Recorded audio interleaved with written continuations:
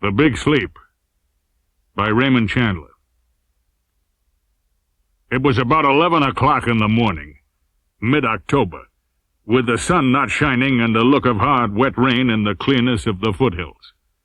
I was wearing my powder blue suit, with dark blue shirt, tie and display handkerchief, black brogues, and black wool socks with blue clocks on them. I was neat, clean, shaved, and sober, and I didn't care who knew it. I was everything the well-dressed private detective ought to be. I was calling on $4 million. The main hallway of the Sternwood place was 2 stories high. The entrance doors would have let in a troop of Indian elephants. I was standing in the hall where the butler had left me, waiting to see General Guy Sternwood. There were French doors at the back of the hall, beyond them a wide sweep of emerald grass to a white garage, in front of which a slim, dark young chauffeur in shiny black leggings was dusting a maroon Packard convertible. Beyond the garage was a large greenhouse with a domed roof.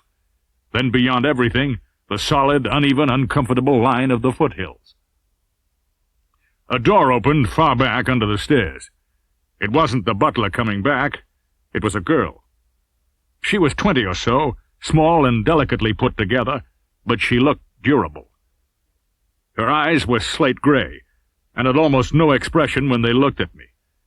She came over near me and smiled. She had little sharp predatory teeth as white and shiny as porcelain. They glistened between her thin, too-taut lips. Her face lacked color and didn't look too healthy. "Tall, aren't you?" she said. I didn't mean to be. Her eyes rounded. She was puzzled. She was thinking. I could see, even on that short acquaintance, that thinking was always going to be a bother to her. "What's your name?" "Riley," I said. "Doghouse Riley." "That's a funny name." She bit her lip and turned her head a little and looked at me along her eyes. Then she lowered her lashes until they almost cuddled her cheeks and slowly raised them again, like a theater curtain. I was to get to know that trick. That was supposed to make me roll over on my back with all 4 paws in the air. "Are you a prize fighter?" she asked, when I didn't. "Not exactly. I'm a sleuth." She bit her thumb and sucked it slowly, turning it around in her mouth like a baby with a comforter.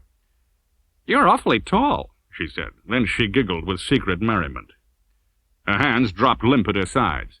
She tilted herself towards me on her toes and fell straight back into my arms. I had to catch her or let her crack her head on the floor. I caught her under her arms and had to hold her close to hold her up.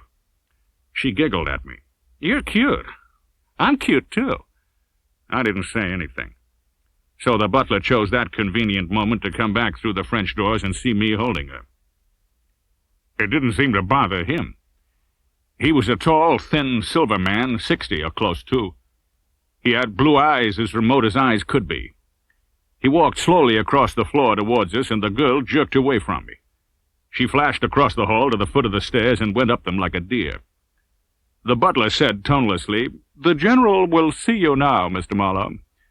I pushed my lower jaw up off my chest and nodded at him. "Who was that?" "Miss Carmen Sternwood, sir. The General's younger daughter." We went out at the French doors and along a smooth red-flagged path that skirted the far side of the lawn from the garage. The boyish-looking chauffeur had a big black and chromium sedan out now and was dusting that. The path took us to the greenhouse, and the butler opened a door for me, and we went inside. It was about as warm as a slow oven. The air was thick, wet, steamy, and lauded with the cloying smell of tropical orchids in bloom.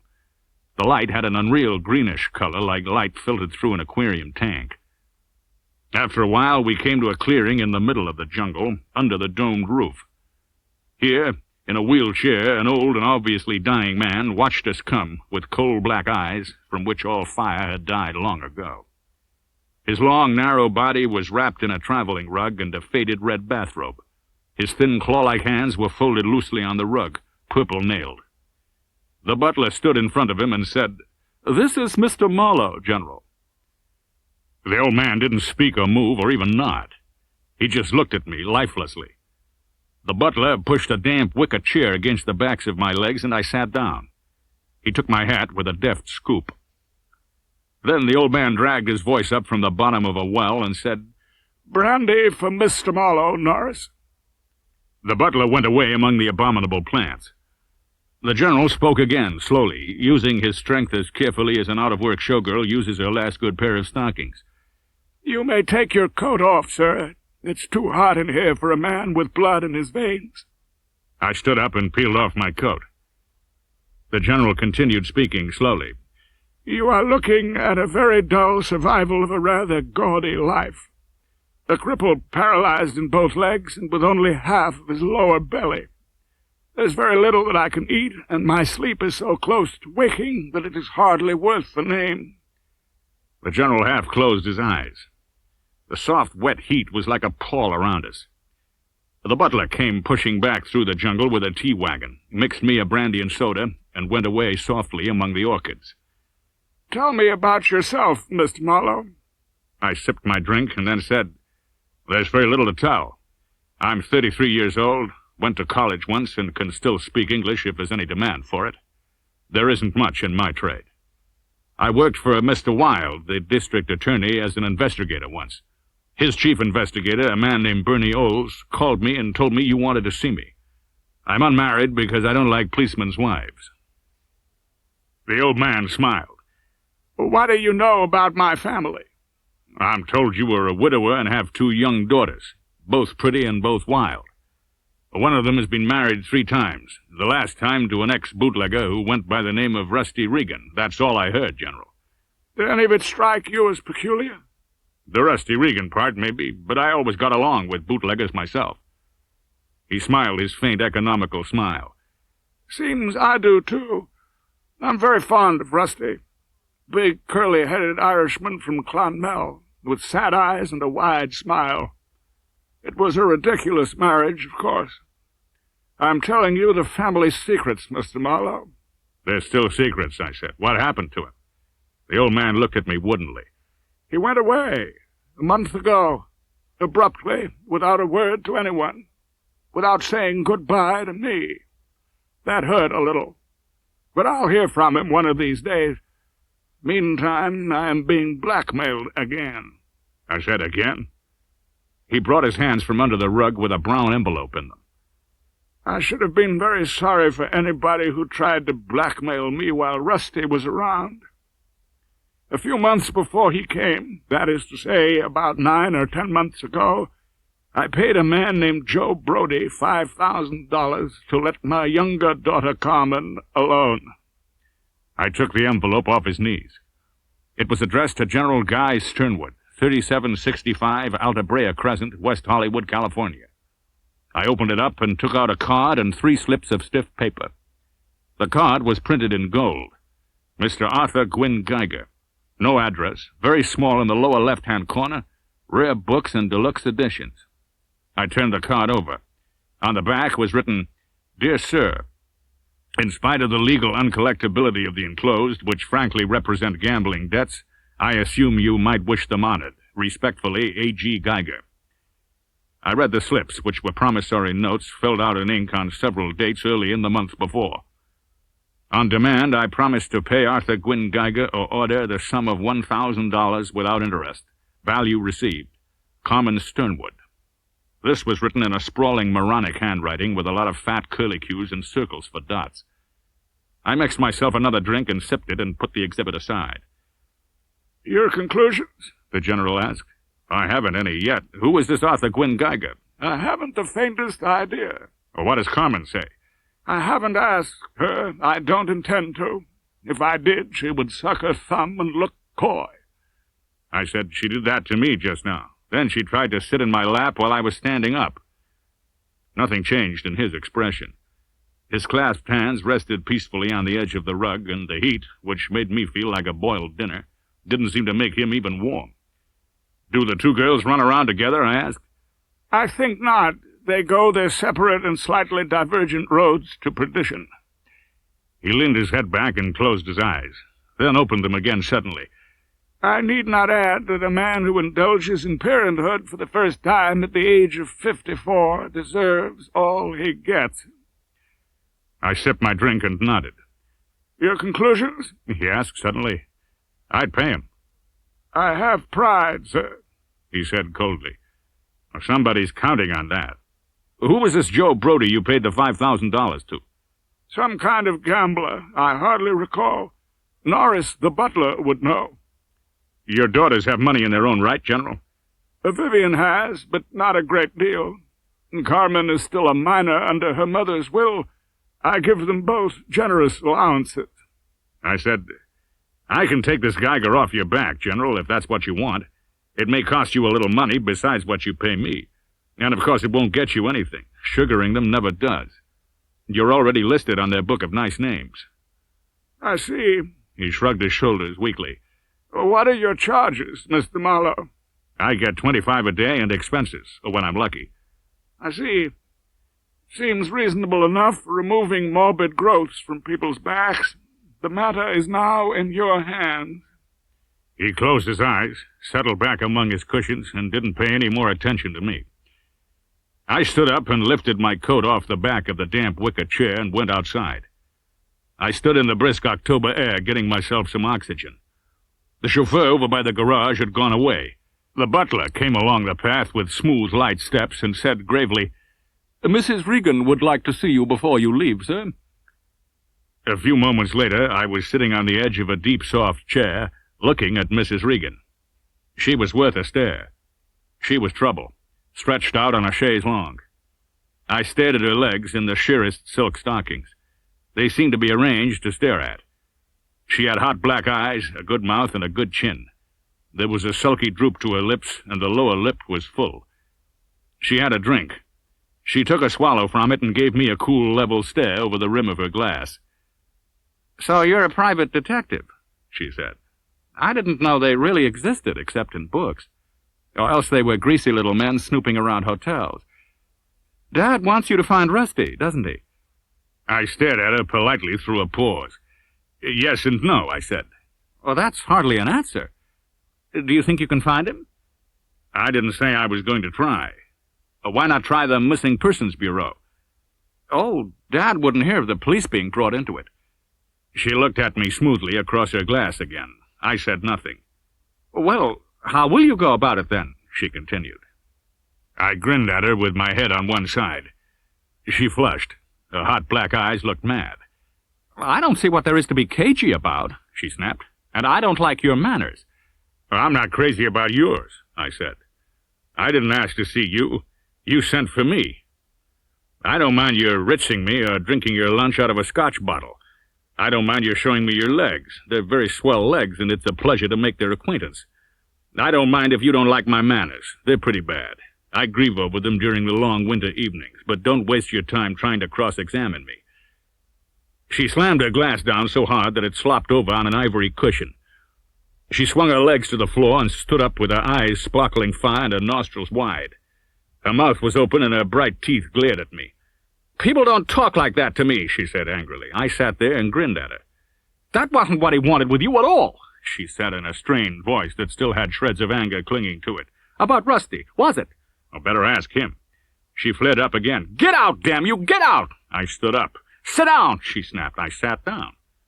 Eventually she said, "You could find Rusty if Dad wanted you to." I nodded and asked, "When did he go?" "One afternoon a month back. He just drove away in his car without saying a word. They found the car in a private garage somewhere." "They?" She smiled at me winningly. "He didn't tell you then?" Her voice was almost gleeful, as if she had outsmarted me. Maybe she had. "He told me about Mr. Regan, yes. That's not what he wanted to see me about. Is that what you've been trying to get me to say?" "I'm sure I don't care what you say." I stood up again. "Then I'll be running along." I went out, down the tile staircase to the hall, and the butler drifted out of somewhere with my hat in his hand. He closed the door against my back. I stood on the step, looking down the estate. Far off, I could just barely see some of the old wooden derricks of the oil field from which the Sternwoods had made their money. I walked out of the gates to where I'd left my car. Thunder was crackling in the foothills now, and the sky above them was purple-black. It was going to rain hard.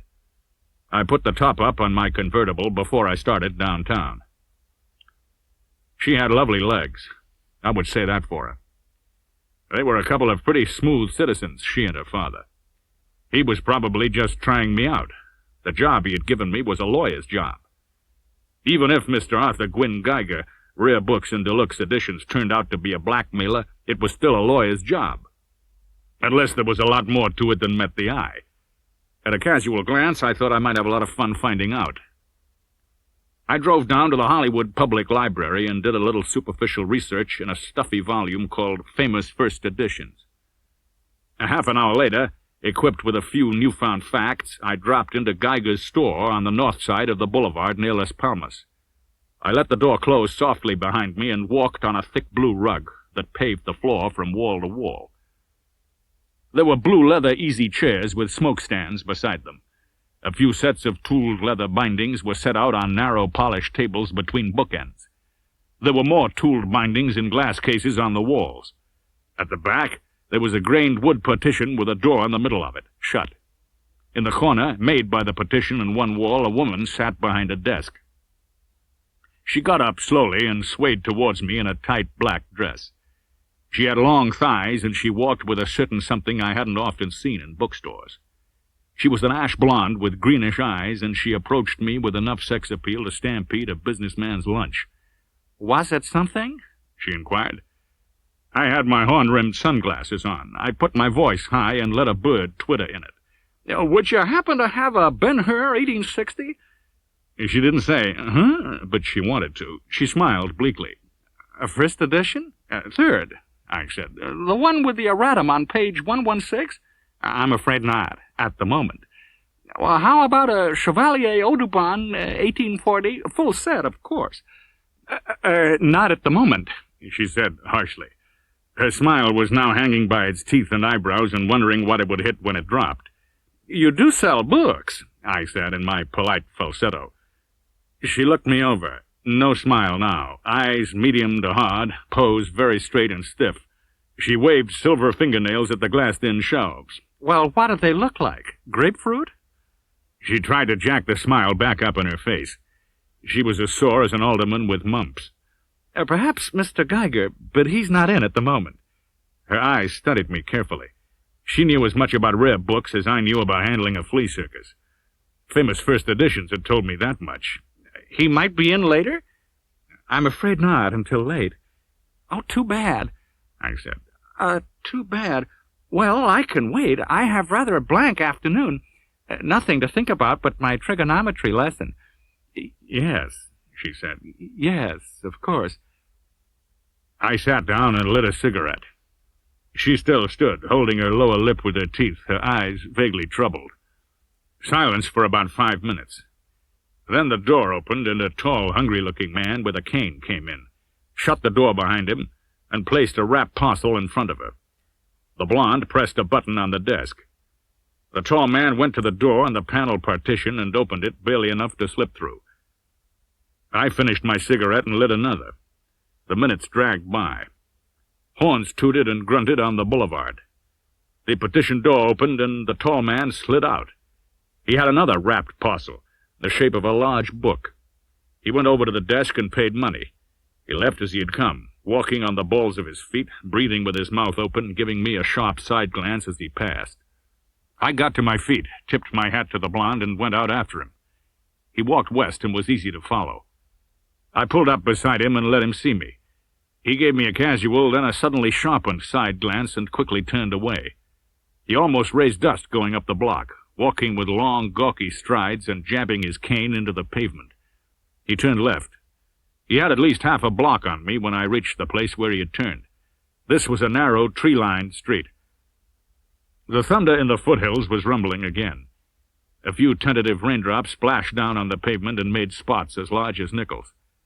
The man was gone, but a plain wrapped parcel jutted out from a nearby trash can.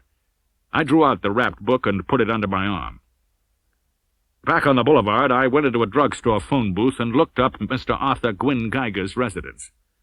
He lived on Laverne Terrace, a hillside street off Laurel Canyon Boulevard. I dropped my nickel and dialed his number just for fun. Nobody answered. The rain had started. I ran for it with the wrapped book under my arm. My car was on a side street pointing at the boulevard almost opposite Geiger's store. I was well sprinkled before I got there. I tumbled into the car and ran both windows up and wiped my parcel off with my handkerchief. Then I opened it up. I knew about what it would be, of course. A heavy book, well-bound, handsomely printed on fine paper, lauded with full-page Audi photographs. The book was not new. Dates were stamped on the front-end paper, in and out dates. A rent book. A lending library of elaborate smut. A racket like that out in the open on the boulevard seemed to mean plenty of protection. I sat there and poisoned myself with cigarette smoke and listened to the rain and thought about it. Rain filled the gutters and splashed knee-high off the pavement. In spite of the rain, or perhaps even because of it, there was business done at Geiger's. Very nice cars stopped in front, and very nice-looking people went in and out with wrapped parcels. They were not all men. Another hour went by. It got dark, and the rain-clouded lights of the stores were soaked up by the black street. At around 5:15, a tall boy in a jerkin came out of Geiger's with an umbrella. Then a fat man with a Charlie Chan mustache came out, and the tall boy held the umbrella over his bare head. They moved towards a cream-colored coupe, and the fat man got in. The boy then dashed back into the store. I hadn't seen this fat guy go into the store, so I took a guess that he was Geiger. This turned out to be a good guess, and I tailed the coupe all the way out to Laverne Terrace. It was a narrow street with a high bank on one side and a scattering of cabin-like houses built down the slope on the other side. Geiger had his lights on, and I hadn't. I speeded up and passed him on a curve and turned at the end of the block. He had already stopped. His car lights were tilted at the garage of a small house with a square box hedge so arranged that it masked the front door completely. I watched him go in. He didn't act as if he expected anybody to be tailing him. I sat in my car. I didn't know what I was waiting for, but something told me to wait. Another army of sluggish minutes dragged by. At a little after 6, a car dragged to a stop in front of Geiger's house. The door opened and a woman got out. A small, slim woman in a hat and raincoat. A bell rang faintly. Light through the rain, a closing door, silence. I reached a flash out of my car pocket and went and looked at the car. It was a Packard convertible. The left window was down. I felt for the license holder and poked light at it. The registration read, Carmen Sternwood, 3765 Alda Brea Crescent, West Hollywood. I went back to my car again and sat. And sat. At 7:20, a single flash of hard white light shot out of Geiger's house like a wave of summer lightning. As the darkness folded back on it and ate it up, a thin, tinkling scream echoed out and lost itself among the rain-drenched trees. I was out of the car and on my way before the echoes died. There was no fear in the scream. It had a sound of half-pleasurable shock, an accent of drunkenness, an overtone of pure idiocy. The Geiger hideaway was perfectly silent again when I reached the front door. At that exact instant, as if somebody had been waiting for the cue, 3 shots boomed in the house. There was a sound that might have been a long, harsh sigh, then a soft, messy thump, and then rapid footsteps in the house, going away to the back. The back entrance was at the top of a flight of wooden steps that rose from the alley-like street below. I knew this because I heard a clatter of feet on the steps going down. And then I heard the sudden roar of a starting car. It faded swiftly into the distance. I thought the sound was echoed by another car, but I wasn't sure. I gave the front door the heavy shoulder. This was foolish. About the only part of a California house you can't put your foot through is the front door. All it did was hurt my shoulder and make me mad. I kicked the French window in. The catch gave. I climbed in and pulled the drapes off my face. Neither of the 2 people in the room paid any attention to the way I came in, although only one of them was dead. It was a wide room, the whole width of the house. It had a low-beamed ceiling and brown plaster walls decked out with strips of Chinese embroidery and Japanese prints. There was a broad, low divan of old rose tapestry. It had a wad of clothes on it, including lilac-colored silk underwear. The room contained an odd assortment of odors, of which the most emphatic at the moment seemed to be the pungent aftermath of cordite and the sickish aroma of ether. On a sort of low dais at one end of the room there was a high-backed teakwood chair. in which Miss Carmen Sternwood was sitting on a fringed orange shawl. Her eyes were wide open. Out of her mouth came a tinny chuckling noise which didn't change her expression or even move her lips. She was wearing a pair of long jade earrings. She wasn't wearing anything else. I stopped looking at her and looked at Geiger. He was on his back on the floor, in front of a camera on a tripod. There was a blackened flash bulb clipped to the side, but someone had taken the plate holder. Geiger was wearing black satin pajamas and a Chinese embroidered coat, the front of which was mostly blood. At a glance, none of the 3 shots I heard had missed. He was very dead. The flash bulb was the sheet lightning I'd seen. The crazy scream was the doped and naked girl's reaction to it. The 3 shots had been somebody else's idea of how the proceedings might be given a new twist. The idea of the lad who had gone down the back steps and slammed into a car and raced away. I could see merit in his point of view. I went over to the divan and poured through the girl's clothes. There was a pale green wool dress of the pull-on type. I took the dress over to the teak chair on the dais. Miss Sternwood smelled of ether also, at a distance of several feet. The tinny chuckling noise was still coming from her, and a little froth oozed down her chin. I slapped her face. She blinked and stopped chuckling. I slapped her again. "Come on," I said brightly. "Let's be nice. Let's get dressed." She peered at me, her slaty eyes as empty as holes in a mask. "She said. I slapped her around a little more. She didn't mind the slaps. I set to work with the dress. She didn't mind that either.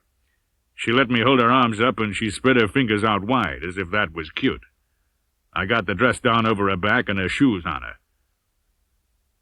I went and investigated the house. There was a bathroom on the right and a locked door. A kitchen at the back. The kitchen window had been jimmied. The back door was unlocked. I left it unlocked and looked into a bedroom on the left side of the hall. It was neat, fussy, womanish. The bed had a flounced cover. There was perfume on the triple-mirrored dressing table and some keys. A man's clothes were in the closet and a man's slippers under the flounced edge of the bed cover. Mr. Geiger's room. I took the keys back to the living room and went through the desk. There was a locked steel box in the deep drawer. I used one of the keys on it. There was nothing in it but a blue leather book with an index and a lot of writing in code, in the same slanting printing that had written to General Sternwood. I put the notebook in my pocket, wiped the steel box where I'd touched it, locked the desk up, pocketed the keys, and tried to rouse Miss Sternwood. It couldn't be done. I crammed her hat on her head and swathed her in her coat and carried her out to a car. I went back and put all the lights out and shut the front door, dug her keys out of her bag, and started the Packard. We went off down the hill without lights. At the Sternwood mansion, I got out and rang the bell. Steps came slowly, as if from a long, dreary distance. The door opened, and the straight, silvery butler looked out at me. He said, "Good evening, sir," politely, and looked past me at the Packard. "Is Mrs. Regan in?" "No, sir." "The General's asleep, I hope."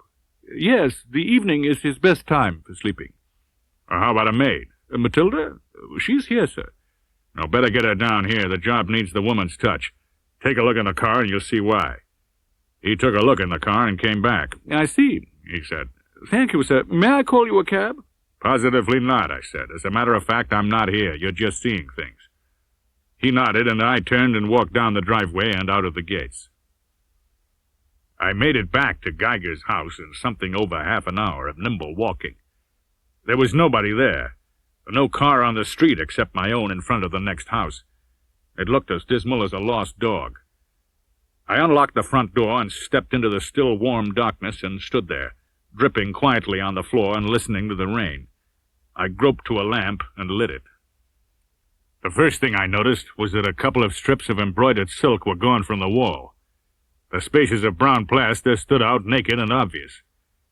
I went a little farther and put another lamp on. Geiger's body was gone. That froze me. I went through the house again. Geiger wasn't in his flounced bed or in the kitchen or the bathroom. That left the locked door on the right of the hall. One of Geiger's keys fitted the lock. The room inside was interesting, but Geiger wasn't in it. It was a hard, bare, masculine bedroom with a polished wood floor. The room felt cold. I locked it up again, wiped the knob off with my handkerchief, and went back to the camera. I knelt down and squinted along the nap of the rug to the front door. I thought I could see 2 parallel grooves pointing that way, as though heels had dragged. It wasn't the law. They would have been there still, just about getting warmed up, with their pieces of string and chalk and their cameras and dusting powders and their nickel cigars. I couldn't guess the answer, but it was all right with me. I rode off home to a shower, dry clothes, and a late dinner. After that, I sat around in the apartment and drank too much hot toddy trying to crack the code in Geiger's blue-indexed notebook. All I could be sure of was that it was a list of names and addresses, probably of the customers. There were over 400 of them. That made it a nice racket, not to mention any blackmail angles, and there were probably plenty of those. Any name on the list might be a prospect as the killer. I didn't envy the police their job when it was handed to them. The next morning was bright, clear, and sunny. I woke up and went through the morning papers. I didn't find any reference to Mr. Arthur Gwynne Geiger in either of them. The phone rang. It was Bernie Olds, the DA's chief investigator, who had given me the lead to General Sternwood. His voice was a shade too casual, a cagey cop voice. "Seen General Sternwood yet?" "Uh-huh." "Done anything for him?" he asked. "Too much rain," I answered, if that was an answer. "They seem to be a family things happen to. A big Buick belonging to one of them is washing about in the surf off Lido Fish Pier." I held the telephone tight enough to crack it. I also held my breath. "Yeah," Olds said cheerfully. "A nice new Buick sedan, all messed up with sand and seawater. Oh, I almost forgot. There's a guy inside it." I let my breath out slowly. "Regan?" I asked. "I don't know, pal. I'm dropping down to look-see. You want to go along?" Shaved, dressed, and lightly breakfasted, I was at the Hall of Justice in less than an hour. Bernie was in his office there, waiting for me, and we drove the 30 miles to Lido Pier in his car, using the siren once in a while to beat a signal. At the pier, a knot of people leaned out at the far end, and a motorcycle officer stood on guard, keeping any more from going out. Olds showed the motorcycle officer his badge, and we went out on the pier. "Well, there she is," Olds said, pointing at a low black barge crouched against the pilings at the end of the pier. On its deck, with hoist chains still around it, was a large black and chromium car. Men stood around the car. We went down slippery steps to the deck.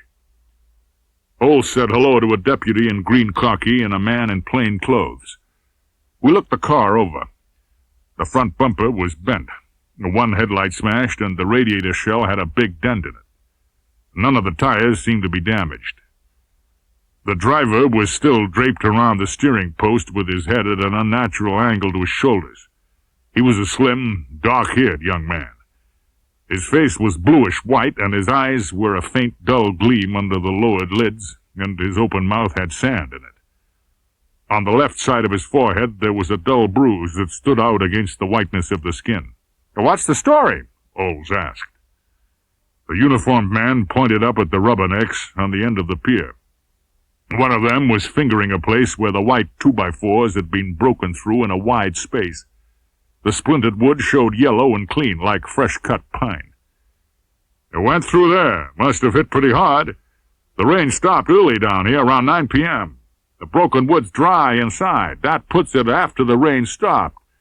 She fell in plenty of water not to be banged up worse, and not more than half-tide or she'd have drifted farther. That makes it around 10 last night. Maybe 9:30, not earlier. We could have been drunk." "Drunk hell," the plainclothes man said. "The hand throttle's set halfway down, and the guy's been sapped on the side of the head. Ask me, and I'll call it murder." A small man with glasses and a tired face and a black bag came down the steps from the pier.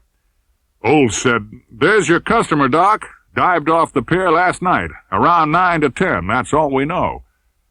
The small man looked in at the dead kid morosely. He fingered the head, peered at the bruise on the temple, moved the head around with both hands, and felt the man's ribs. "A broken neck's the apparent cause of death," he said, "which means there won't be much water in him. He's due to start getting stiff pretty quick now he's out in the air. You better get him out of the car before he does." Oles nodded. "How long dead, Doc?" The little man grinned sourly. "If he ate dinner last night, I'll tell you, if I know what time he ate it." He looked at the bruise again. "That blow came from something covered, and it had already bled subcutaneously while he was alive." "Blackjack?" Oles suggested. "Very likely." As we drove back, Oles cocked his chin at me and said, "Know him?" "Sure. The Sternwood chauffeur. I saw him dusting that very car out there yesterday." "I don't want to crowd you, Marlowe. Just tell me, did the job have anything to do with him?" "No. I don't even know his name." Oles looked relieved.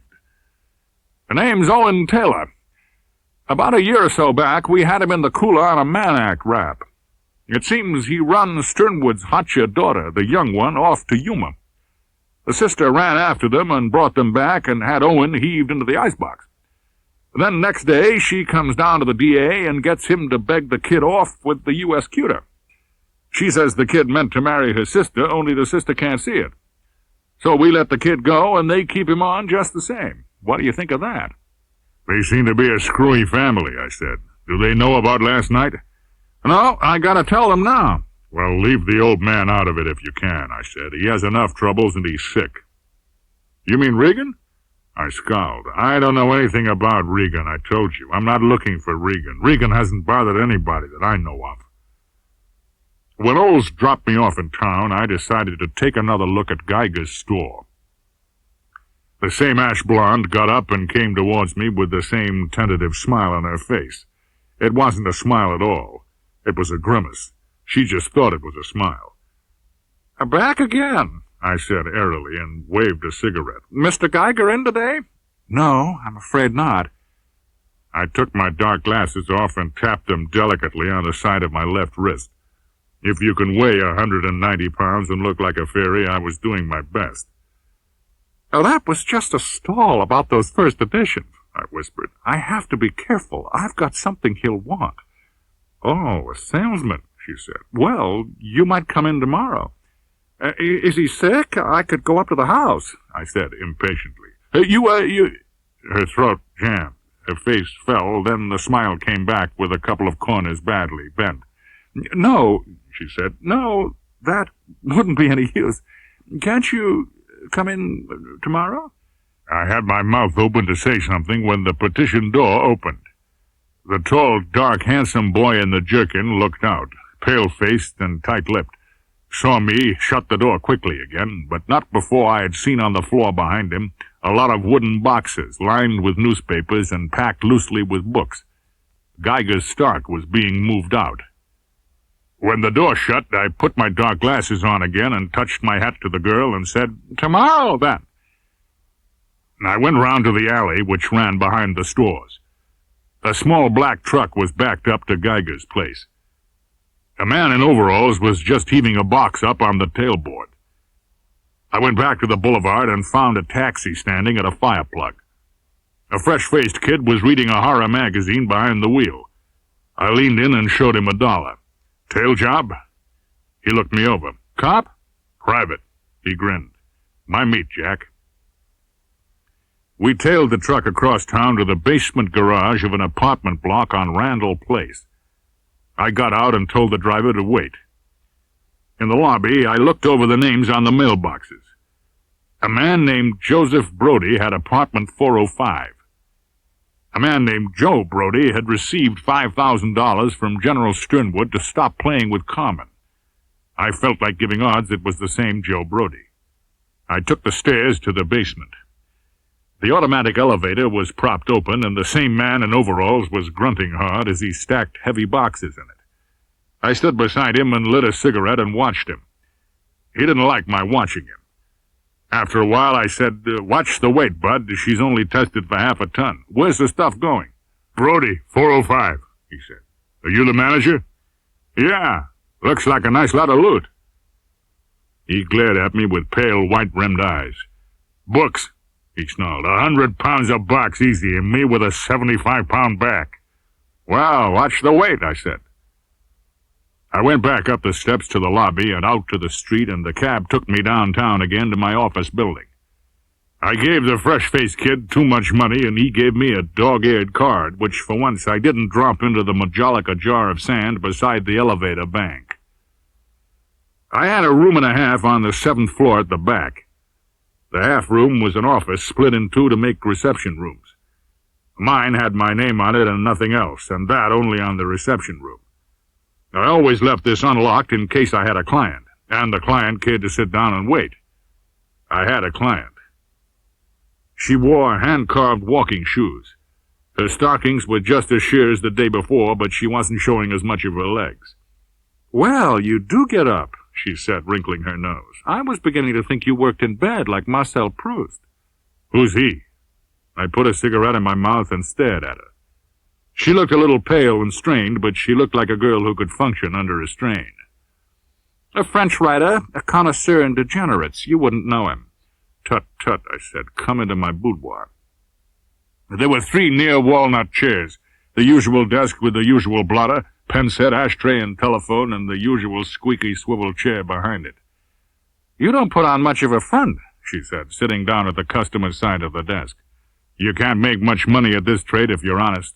If you have a front, you're making money." I hung my hat on the telephone and sat down.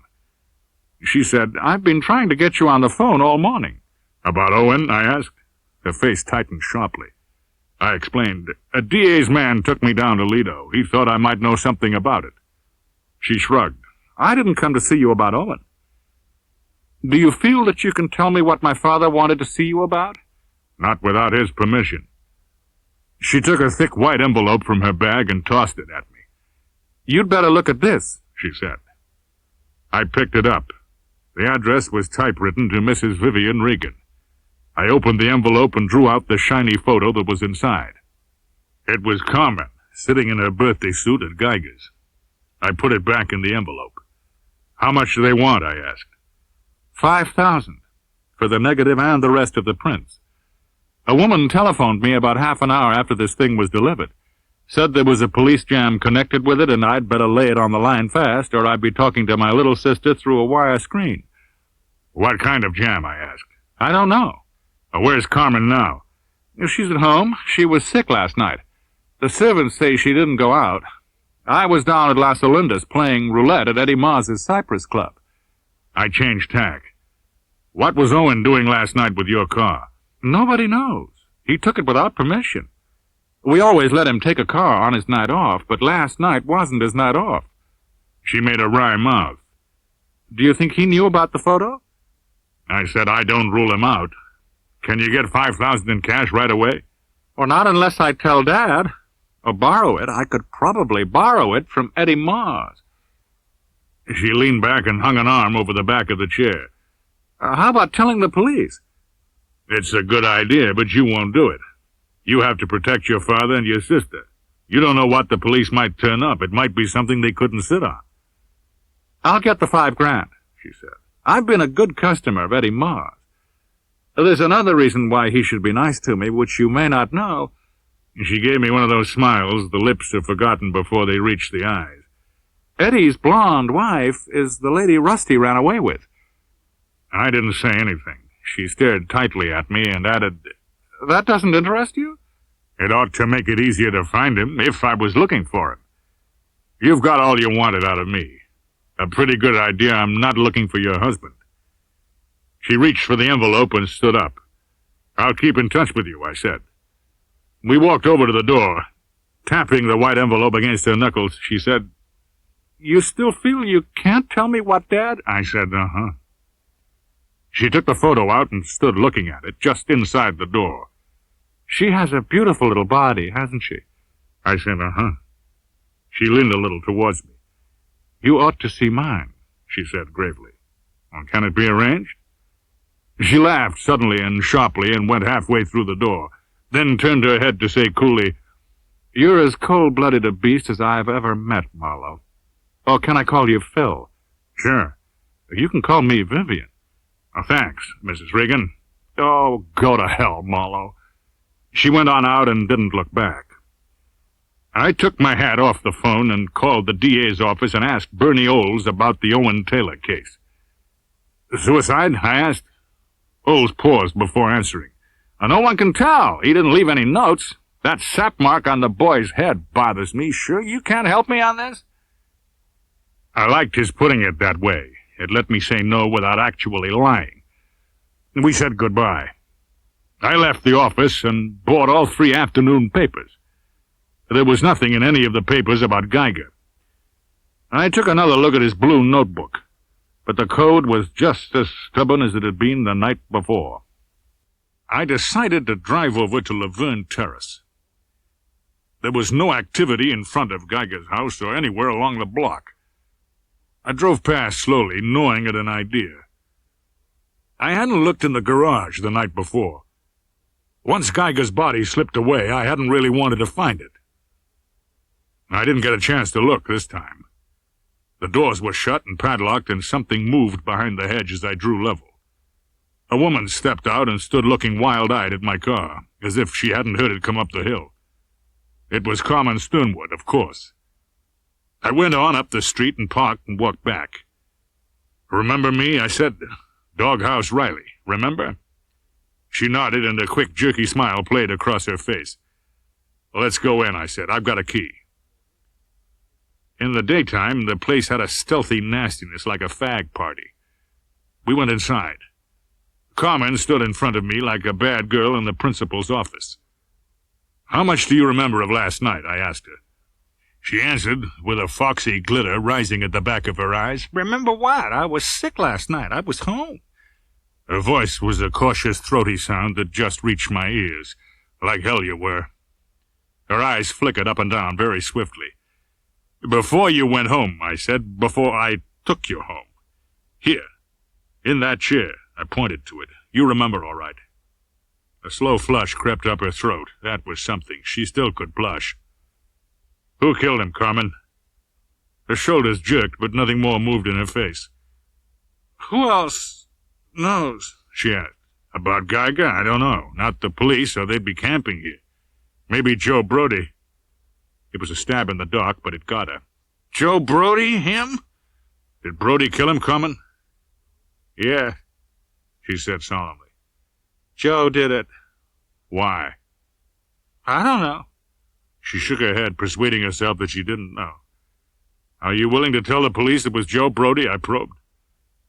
Sudden panic flamed all over her face. "If I can kill the nude photo angle, of course," I added soothingly. "You came back to look for that photo and you couldn't get into the house, didn't you?" Her chin ducked down and up. "The photo's gone," I said. "I looked last night before I took you home. Probably Brody took it with him." "You're not kidding me about Brody." She shook her head earnestly. "It's a pushover," I said. "You don't have to give it another thought. Don't tell a soul you were here, last night or today. Not even Vivian. Just forget you were here. Leave it to Riley." "Your name isn't—" she began and then stopped. She had had an idea. "I have to go home now," she said, as if we had been having a cup of tea. She was moving towards the door when we both heard a car coming. The car stopped, right in front of the house. Terror twisted her face. There were steps, and the bell rang. Then a key tickled at the door, and Carmen jumped away from it and stood frozen. The door swung open. A man stepped through it briskly and stopped dead, staring at us quietly with complete composure.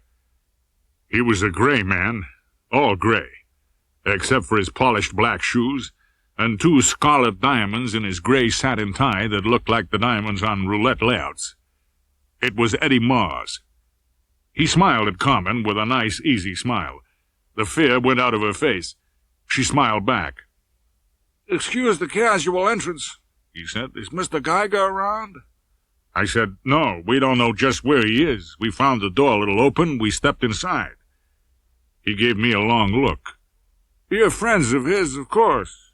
"Yeah," I said. "We dropped by for a book." "A book, eh?" He said that quickly and brightly, and I thought a little slyly, as if he knew all about Geiger's books.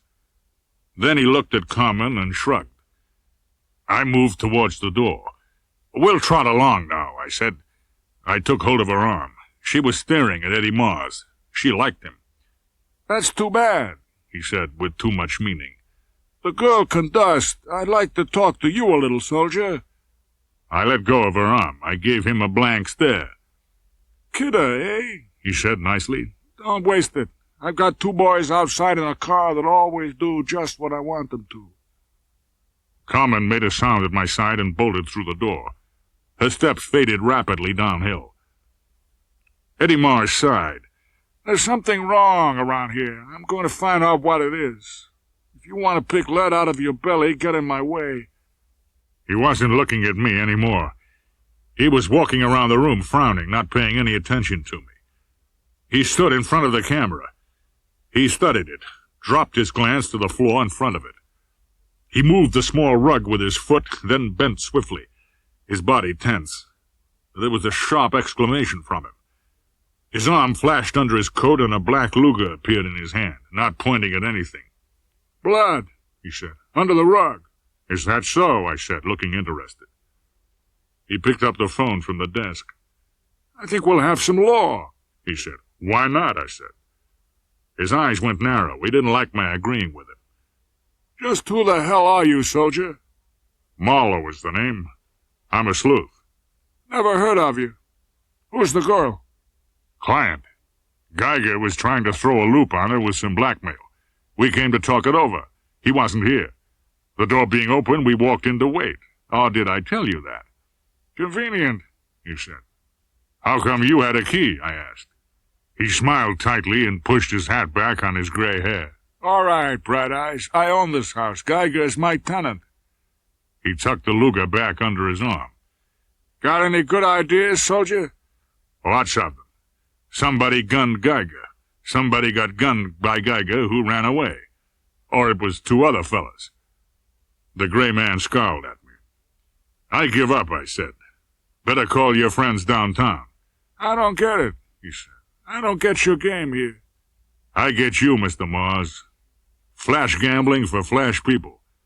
The local law in your pocket and a well-greased line into L.A. In other words, protection. Geiger was in a racket that needed that too. Perhaps you spared him a little now and then, seeing he's your tenant." His mouth became a hard white grimace. "What racket would that be?" he asked. "The smut book racket." He stared at me for a long, level minute. "Somebody got to him," he said softly. "You know something about it. He didn't show at the store today. They don't know where he is. He didn't answer the phone here. I came up to see about it. I find blood on the floor under a rug, and you and a girl here." "A little weak," I said, "but maybe you can sell the story to a willing buyer. You missed a little something, though. Somebody moved his books out of the store today, the nice books he rented out." He snapped his fingers sharply and said, "I should have thought of that, soldier. You seem to get around. How do you figure it?" I paused for effect and then said, "I think Geiger was rubbed. I think that is his blood. And the books being moved out gives a motive for hiding the body for a while. Somebody is taking over the racket and wants a little time to organize." He flicked the Luger out again and pointed it at my chest. He frisked me but didn't find a gun. "I don't carry one if I can help it." "All right. Talk," Eddie Mars said. "I'm not ready to give out, Mr. Mars. Killing Geiger to grab his racket would be a dumb trick, and I'm not sure it happened that way, assuming he has been killed. But I am sure that whoever got the books knows what's what. I have a guess who got the books, but that's the part I'm not ready to give out. I've got a client, you know." "I might make it worth your while," he said. I grinned at him. "I can always hear the sound of money. How much are you clinking at me?" "For doing what?" he asked. "Well, what did you want done?" He slammed his gun down hard on the desk. "Listen, soldier. I ask you a question and you ask me another. I want to know where Geiger is for my own personal reasons. I didn't like his racket and I didn't protect him. I happen to own this house. I can believe that whatever you know about all this is under glass, or there would be a flock of Johns squeaking sole leather around this dump. You haven't got anything to sell. My guess is you need a little protection yourself, so cough up." It was a good guess, but I wasn't going to let him know it. I asked casually, "By the way, how is Mrs. Mars these days?" I thought for a moment I had kidded him a little too far. His hand jerked at the gun, shaking. His face was stretched out by hard muscles. "Beat it," he said quite softly. "I don't give a damn where you go or what you do when you get there. Only take a word of advice, soldier. Leave me out of your plans or you'll wish your name was Murphy and you lived in Limerick." "Well, that's not so far from Clonmel," I said. "I hear you had a pal came from there." He leaned down on the desk, frozen-eyed, unmoving. I went over to the door and opened it and looked back at him. There was hate in his eyes. I went out, got into my car, and drove up over the crest. Nobody shot at me. Nobody followed me either. I drove back into Hollywood. It was early evening when I parked near the lobby entrance of the apartment house on Randall Place. I rode the elevator up to the 4th floor. I found apartment 405 and pushed the bell. I waited what seemed a long time. Then the door opened noiselessly about a foot. There was a steady, furtive air in the way it opened. The man was long-legged, long-waisted, high-shouldered, and he had dark brown eyes and a brown, expressionless face that had learned to control its expression long ago. I smiled. He didn't like the smile. His eyes got nasty. I said, "You're Joe Brody." His face hardened. "So what?" I leaned against the door and gave him a dreamy smile. "You got the books, Joe. I got the sucker list. We ought to talk things over." He didn't shift his eye from my face. "Why not?" he said coolly. He stood aside from the door. I went past him into the room. Brody shut the door and pointed a gun at my nose. I said, not moving at all. "Such a lot of guns around town and so few brains. You're the second guy I've met within hours who seems to think that a gat in the hand means the world by the tail. Put it down and don't be silly, Joe." His eyebrows came together and he pushed his chin at me. His eyes were mean. "The other guy's name is Eddie Mars," I said. "Ever hear of him?" "No." Brody kept the gun pointed at me. "If he ever gets wise to where you were last night in the rain, he'll wipe you off." "What would I be to Eddie Mars?" Brody asked coldly, but he lowered the gun. "Not even a memory," I said. We stared at each other. I didn't look at the pointed black slipper that showed under the plush curtain on the doorway to my left. Brody said quietly, "Don't get me wrong. I'm not a tough guy, just careful. I don't know hell's first whisper about you. What's your story?" "Have your friend with the pointed slippers come on in and I'll tell you," I said. Brody called out without moving his eyes off my stomach. "Come on in, Agnes." The curtain swung aside and the ash blonde from Geiger's store joined us in the room. She looked at me with a kind of mangled hatred. Her nostrils were pinched and her eyes had darkened a couple of shades. "I knew damn well you were trouble," she snapped at me and sank down into a chair. I said, "The sucker list I spoke of is in code. I haven't cracked it yet, but there are about 500 names. You got 12 boxes of books that I know of. You should have at least 500 books. That's a lot of rentals, Joe. Your girlfriend knows all about that.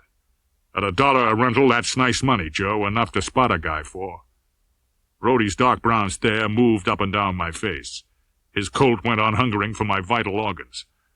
"You're a funny guy," he said tonelessly. "Who has this lovely racket?" "You have," I said. "Almost." The blonde choked and clawed her ear. Brody looked at me and said cunningly, "How have I got that lovely racket?" "You shot Geiger to get it. Last night in the rain. The trouble is he wasn't alone when you whiffed him. Either you didn't notice that, which seems unlikely, or you got the wind up and lammed. But you had nerve enough to take the plate out of his camera, and you had nerve enough to come back later on and hide his corpse, so you could tidy up on the books before the law knew it had a murder to investigate." "Yeah?" Brody said contemptuously. "You take chances, mister. It's kind of goddamn lucky for you I didn't bop Geiger."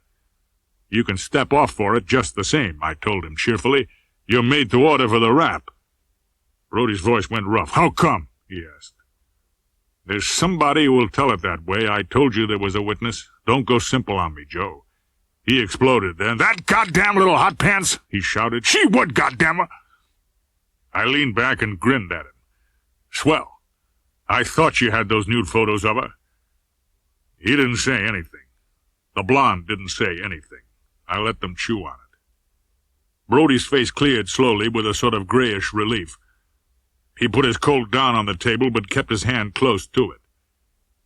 "I guess you think I'm dumb," Brody said. "Just average for a grifter. Get the pictures."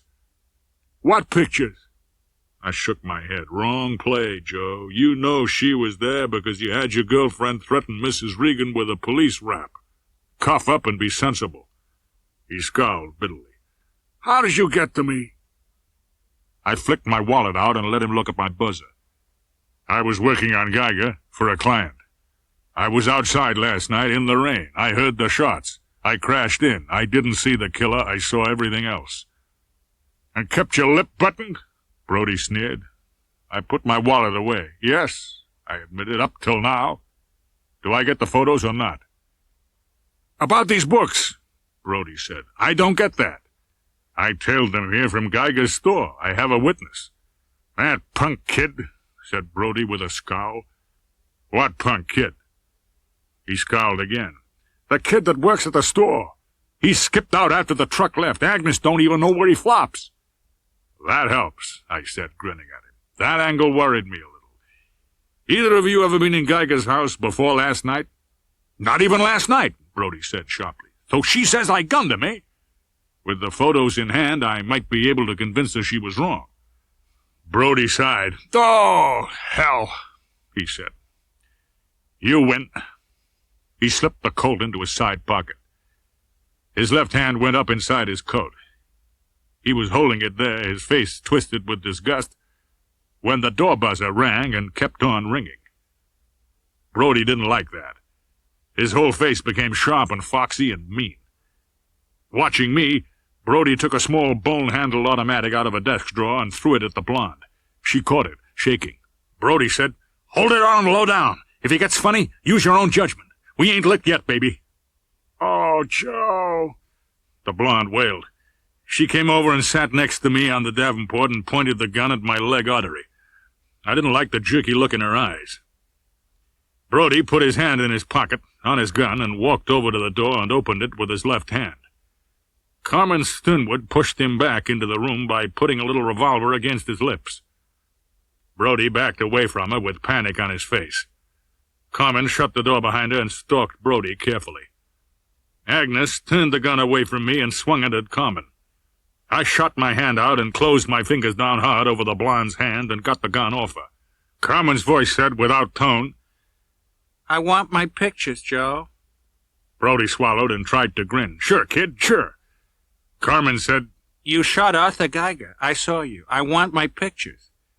Brody turned green. "Hey, wait a minute, Carmen," I called. Brody grabbed for the little revolver that was so close to his face. He missed.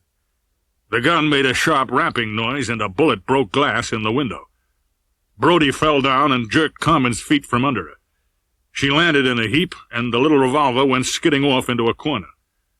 Brody jumped up on his knees and reached for his pocket. Agnes tried to fight me for the gun. I pushed her to one side and stood up. Brody flicked his eyes at me. I showed him the automatic. He stopped trying to get his hand into his pocket. "Christ!" he whined. "Don't let her kill me!" I began to laugh. Blonde Agnes was sitting up on the floor.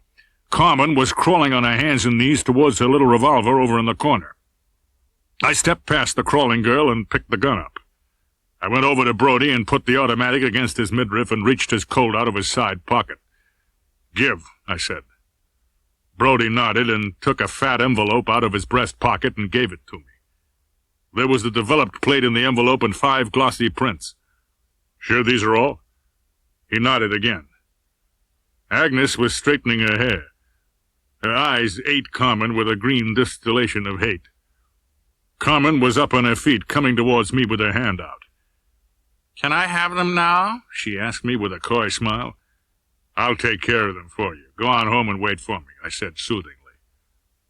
She nodded and slipped into the hall. A minute passed. The blonde adjusted her face by the aid of a pocket mirror. Brody fumbled around with a cigarette and jerked. "Satisfied?" "So far." "Why did you put the bite on Mrs. Regan instead of the old man?" "I tapped the old man once. about 6-7 months ago. I figure maybe he gets sore enough to call in some law. I figure the older sister has a couple of soft spots she don't want the old man to know about. I figure she can raise $5,000 easy. A little weak, I said, but pass it. What do you do for a living, Joe? Insurance, he said. I got a desk in Puss Walgreen's office in the Fullwider building. Are the books here in your apartment? Brody shook his head. Hell no. In storage. You're smart, I said admiringly. Anything incriminating in the joint right now? He looked worried, then shook his head again. That's fine, I told him. How'd you come by the photo? He scowled. Listen, you got what you came after. Maybe a guy slipped it to me. Uh-huh. A guy you just passed in the street? You wouldn't know him again? You never saw him before? Brody yawned. It dropped out of his pocket, he said. Uh-huh. Got an alibi for last night, poker pan? Sure. I was right here. Agnes was with me. Okay, Agnes? The blonde opened her eyes and looked at him with vague but uncomplimentary speculation. A half-smart guy, she said with a tired sniff. That's all I ever draw. Never once a guy that's smart all the way around the course. Never once. We've got to agree on a story, I said. For instance, Carmen wasn't here. If you say so, pal, Brody sneered. I stood up and went over to the tall oak desk and took his 2 guns out of my pockets, laid them on the blotters, and started for the door. Brody called, "Hey!" I turned and waited. You ain't got anything on me, Brody said. Just a couple of murders, small change in your circle. He didn't jump more than an inch, but it looked like a foot. He moistened his lips slowly and said, Sit down, pal. What's that crack about 2 murders mean? I leaned against the door. Where were you last night about 7:30, Joe? His mouth dropped sulkily, and he stared down at the floor. I was watching Geiger. He had a nice racket going, and I figured maybe he needs a partner. So I drove out last night to the street below Geiger's house. There's a car in front of Geiger's and another car a little way up the hill. That's why I stay down below. There's a big Buick parked down where I am, and after a while I go over and take a gander into it. It's registered to Vivian Regan. Nothing happens, so I scram. That's all. He waved his cigarette. His eyes crawled up and down my face. Could be, I said. Know where that Buick is now? In the sheriff's garage. It was lifted out of 12 feet of water off Lido Fish Pier this morning. There was a dead man in it. He had been sapped, and the car pointed out to the pier, and the hand throttle pulled down. Brody was breathing hard. Jesus, guy, you can't pin that one on me, he said thickly. Why not? This Buick was down back of Geiger's, according to you. Owen Taylor had it out. He went over to Geiger's place because Taylor was sweet on Carmen, and he let himself in the back way with a jimmy and a gun, and he caught Geiger taking a photo of Carmen. So his gun went off, and Geiger fell down dead, and Owen ran away, but not without the photo negative Geiger had just taken. So you ran after him and took the photo from him. Brody licked his lips. Yeah, he said, but don't make me knock him off. Sure, I heard the shots and saw this killer come slamming down the back steps into the Buick and off. I took out after him. Beyond Beverly Hills, he skidded off the road, and I came up and played copper. He had a gun, but his nerve was bad, and I sapped him down. So I went through his clothes and found out who he was, and I lifted the plate holder just out of curiosity. So that's the last I saw of him. How did you know it was Geiger he shot? I asked gruffly. Brody shrugged. When Geiger didn't come down to the store this morning and didn't answer his phone, I was plenty sure. So I figure it's a good time to move his books out and make a quick touch on the Sternwoods for travel money and blow for a while. I nodded. That seems reasonable. Maybe you didn't murder anybody at that, but somebody hid the body. The door buzzer started to ring again. Brody stood up sharply, hard-eyed. So she's back again, he growled, and marched to the desk and took the Colt. He held it down at his side, opened the door a foot, and leaned into the opening. A voice said, Brody? Brody said something I didn't hear. The 2 quick reports were muffled. Brody's body tilted forward against the door, and the weight pushed it shut with a bang. He slid down the wood to the floor and didn't move. I jumped across the room and got the door open. I raced down the hall, hearing thumping feet going down the tile steps, and went down after the sound. And when I got to the street, I saw a tall figure in a leather jerkin running diagonally across the street between the parked cars. The figure turned, and flame spurted from it. 2 heavy hammers hit the stucco wall beside me. The figure ran on out of sight down the hill. I walked quickly down the pavement to my car and got in and started it. I pulled out from the curb and drove down the hill, not fast. The sound of a muted whistling came to me faintly along the pavement. Then steps. I double-parked and took Carmen's little revolver out of my pocket. The whistling grew louder. In a moment, the jerkin showed. I stepped out of the car and said, "Got a match, buddy?" The boy spun towards me. It was the boy from Geiger's store. "You must have thought a lot of that, Queen," I said. A siren wailed distantly coming up the long hill. The boy's head jerked towards the sound. I stepped in close and put my gun to his ribs. "Me or the cops?" I asked him. He looked at me stonily. I reached inside the jerkin and plucked out his automatic. "Get into my car, kid. You drive." He slid under the wheel, and I got into the car beside him. I leaned the automatic against his ribs. The whine of the siren was very loud now. We let the cops go by, then pulled out. "Let's go home," I said. "To Laverne Terrace. What's your name, kid?" "Carl Lundgren," he said lifelessly. "You shot the wrong guy, Carol. Joe Brody didn't kill your Queen." When we got to Geiger's place, everything looked the same. "All right," I said. "You have a key. Let's go in and take a look at your nice, clean, manly little room in there." I still held his automatic more or less pointed at him, but he swung on me just the same. I backstepped fast and sank a fist in the side of his neck. He toppled over sideways and sprawled at my feet, out cold. I went to the car, left his gun there, got a pair of handcuffs out, and came back.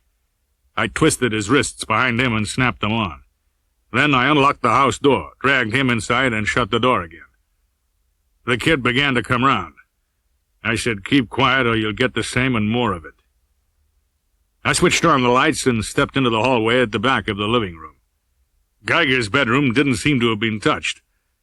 I opened the door, not locked now, with the bedroom across the hall from it. There was a dim, flickering light in the room and a smell of sandalwood. Geiger lay on the bed. His mouth was closed and his Charlie Chan mustache was as unreal as a toupee. I went back to the living room. The boy hadn't moved. I stood still, listening for sirens. It was all a question of how soon Agnes talked and what she said. If she talked about Geiger, the police would be there any minute. But she might not talk for hours. She might even have gotten away. I went over to the phone and dialed Bernie Olds. "This is Marlowe," I said. "Did your boys find a revolver on Owen Taylor this morning?" I could hear him clearing his throat, and then I could hear him trying to keep the surprise out of his voice. "That would come under the heading of police business," he said.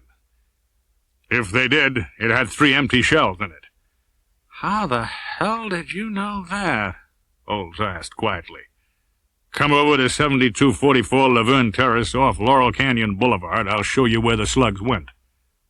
Olds arrived in less than 20 minutes. He asked the boy, "Do you admit shooting Brody?" I said he doesn't have to admit that. I have his gun. Olds said, "I've called Wild. We'll go over and see him and take this punk. He can ride with me and you can follow on behind." "How do you like what's in the bedroom?" I asked. "I like it fine," Olds said.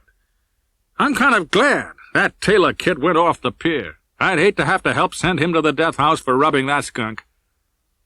When we got to the DA's house, there were 2 cars in the driveway already. A big private sedan and a police car with a uniformed chauffeur. Olds went over and spoke to him, and the chauffeur looked in at the boy in Olds's car. Inside, Taggart Wild sat behind a desk, a middle-aged, plump man with clear blue eyes that managed to have a friendly expression without really having any expression at all.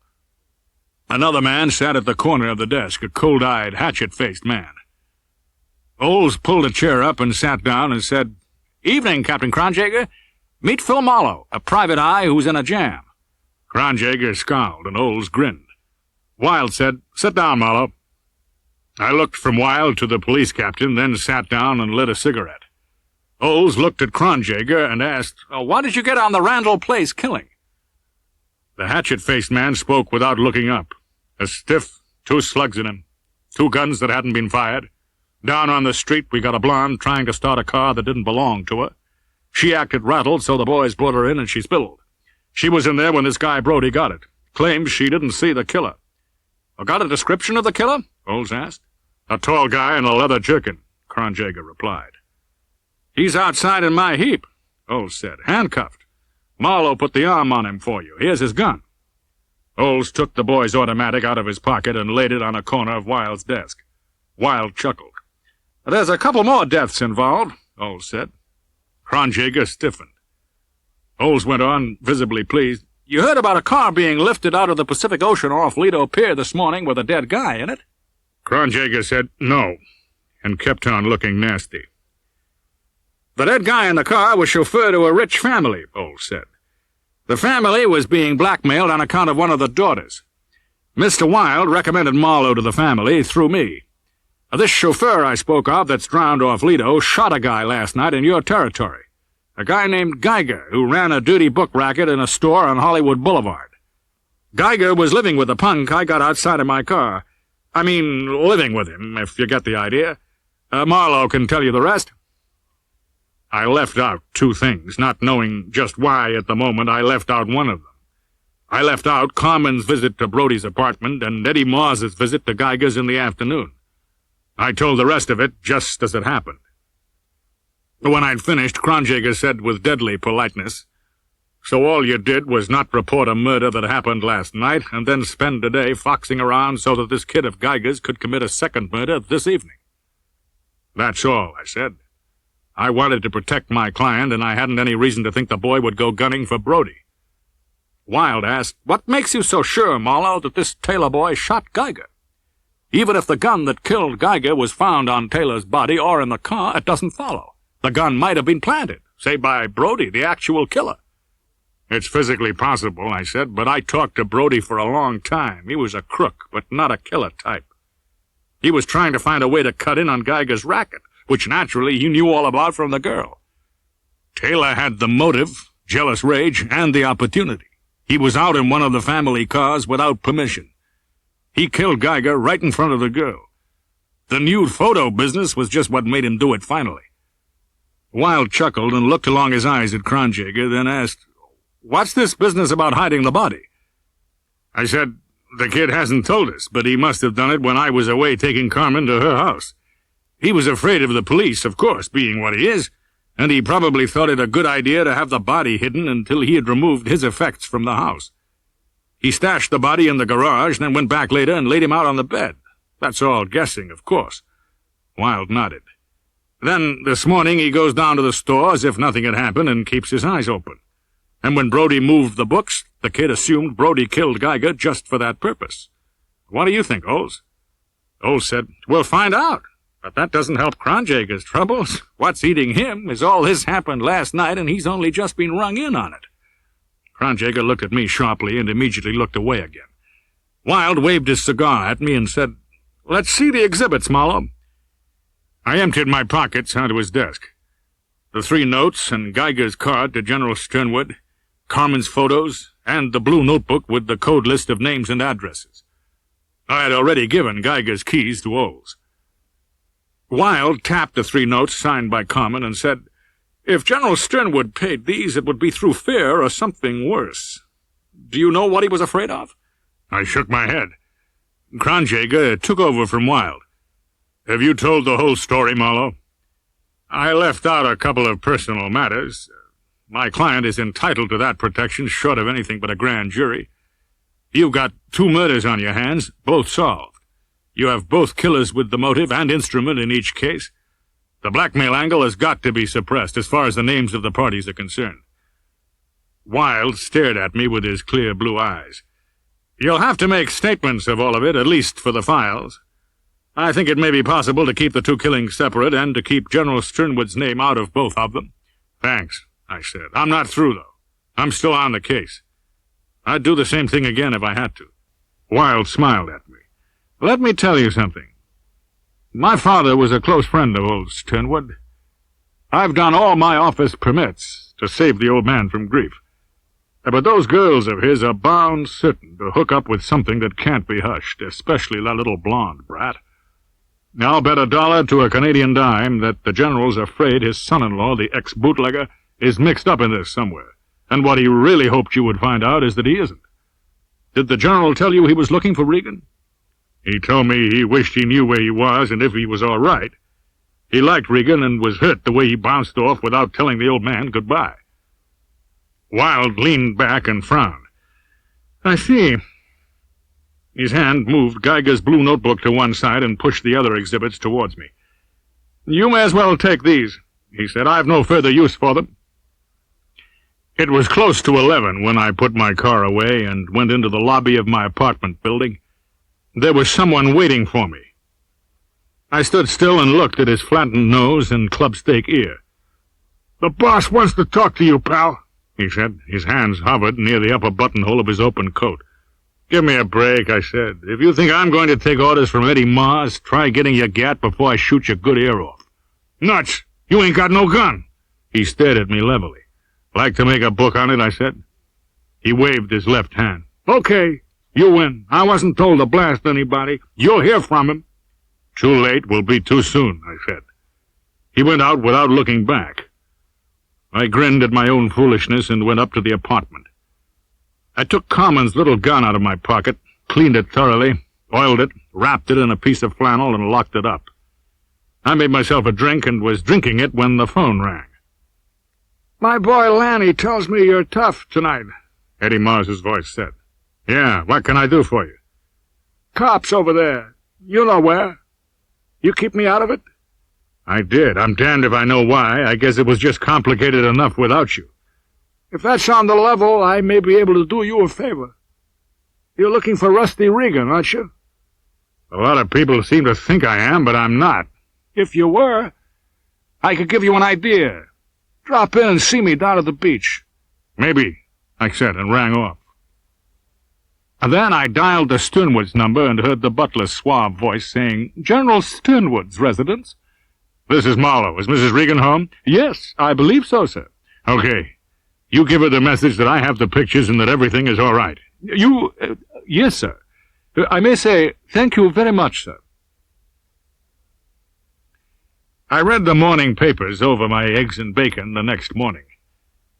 It was as close to the truth as newspaper stories usually come, as close as Mars is to Saturn. No one connected Owen Taylor, driver of the Lido Pierce suicide car, with the Laurel Canyon exotic bungalow slaying. No one mentioned the Sternwoods, Berniols, or me. Owen Taylor was chauffeur to a wealthy family. Brody had shot Geiger, and Carl Lundgren had shot Brody in revenge. Police were holding Carl Lundgren in custody. He had confessed. Police were also holding one Agnes Lozelle, Geiger's secretary, as a material witness. It gave the impression that Geiger had been killed the night before, that Brody had been killed about an hour later, and that Captain Kronjager had solved both murders while lighting a cigarette. After breakfast, I paid a visit to Captain Gregory of the Missing Persons Bureau. Private Dick, eh? He said, not looking at me at all, but looking out of his window. What can I do for you? I'm working for General Guy Sternwood, Alta Brea Crescent, West Hollywood. On what? I said, not exactly on what you're working on, but I'm interested. I thought you could help me. He thought that over. Regan? He asked finally. Sure. Know him? I shook my head. Nope. But I hear he's a good-looking Irishman in his late 30s, that he was once in the liquor racket, that he married General Sternwood's older daughter, and that they didn't click. I'm told he disappeared about a month back. The general took a big fancy to him, so when some trouble with a blackmail angle crops up, he wants to make sure Regan isn't involved. He blew the 16th of September, he said.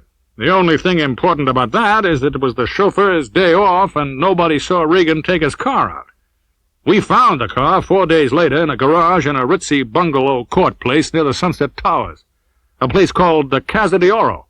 The car in the garage don't jibe with foul play. I said, that jibes with Eddie Mars's wife being on the missing list. Gregory looked annoyed. Yeah. We investigate the tenants and find she's living there. Left about the time Regan did, within 2 days anyway. A guy who sounds a bit like Regan had been seen with her, but we don't get a positive identification. Here's some of the possibilities.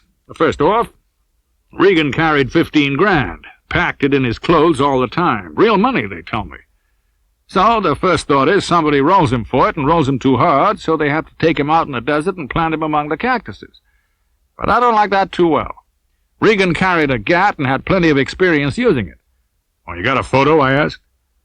Gregory pushed a shiny print across the desk, and I looked at an Irish face that was more sad than merry and more reserved than brash.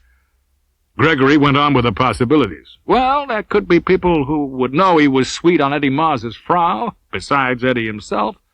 For a wonder, he knew it. But he don't seem to give a damn. We check him pretty thoroughly around that time. Of course, Eddie wouldn't have knocked him off out of jealousy. The setup would point to him too obvious. He'd have us in his hair so much it would interfere with his business. I'm ruling that out." "Well, what are you leaving in?" I asked. "The Mars dame and Regan himself. We don't find her car, so they probably left in it. They had a long start on us, 14 days. Except for that car of Regan's, I don't figure we'd have got the case at all. I don't see nothing to do but wait. They'll run out of dough someday," he said. "We'll find him. It may take time. It could take a year or two." "Well, General Sternwood may not live that long," I said. "We've done all we could, brother. If he wants to put out a reward and spend some money, we might get results." I nodded and thanked him for his time and information and left.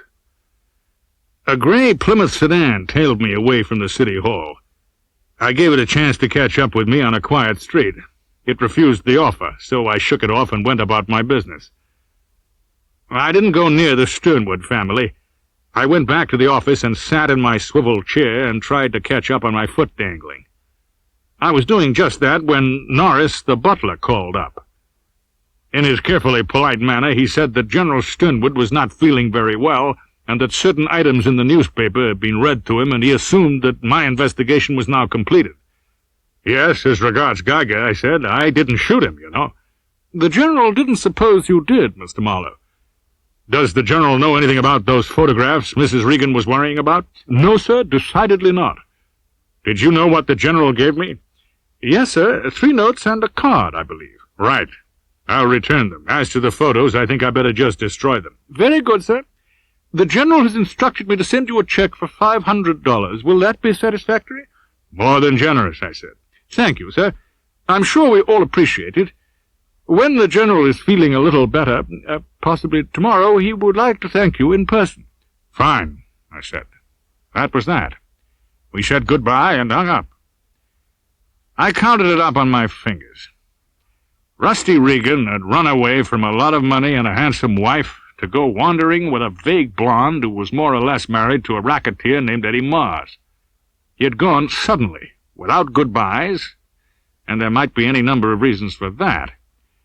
The General had been too proud or too careful to tell me the Missing Persons Bureau had the matter in hand. The Missing Persons people evidently didn't think it worth bothering over. Geiger was dead, and Carmen would have to find some other shady character to drink exotic blends of hooch with. I didn't suppose she would have any trouble.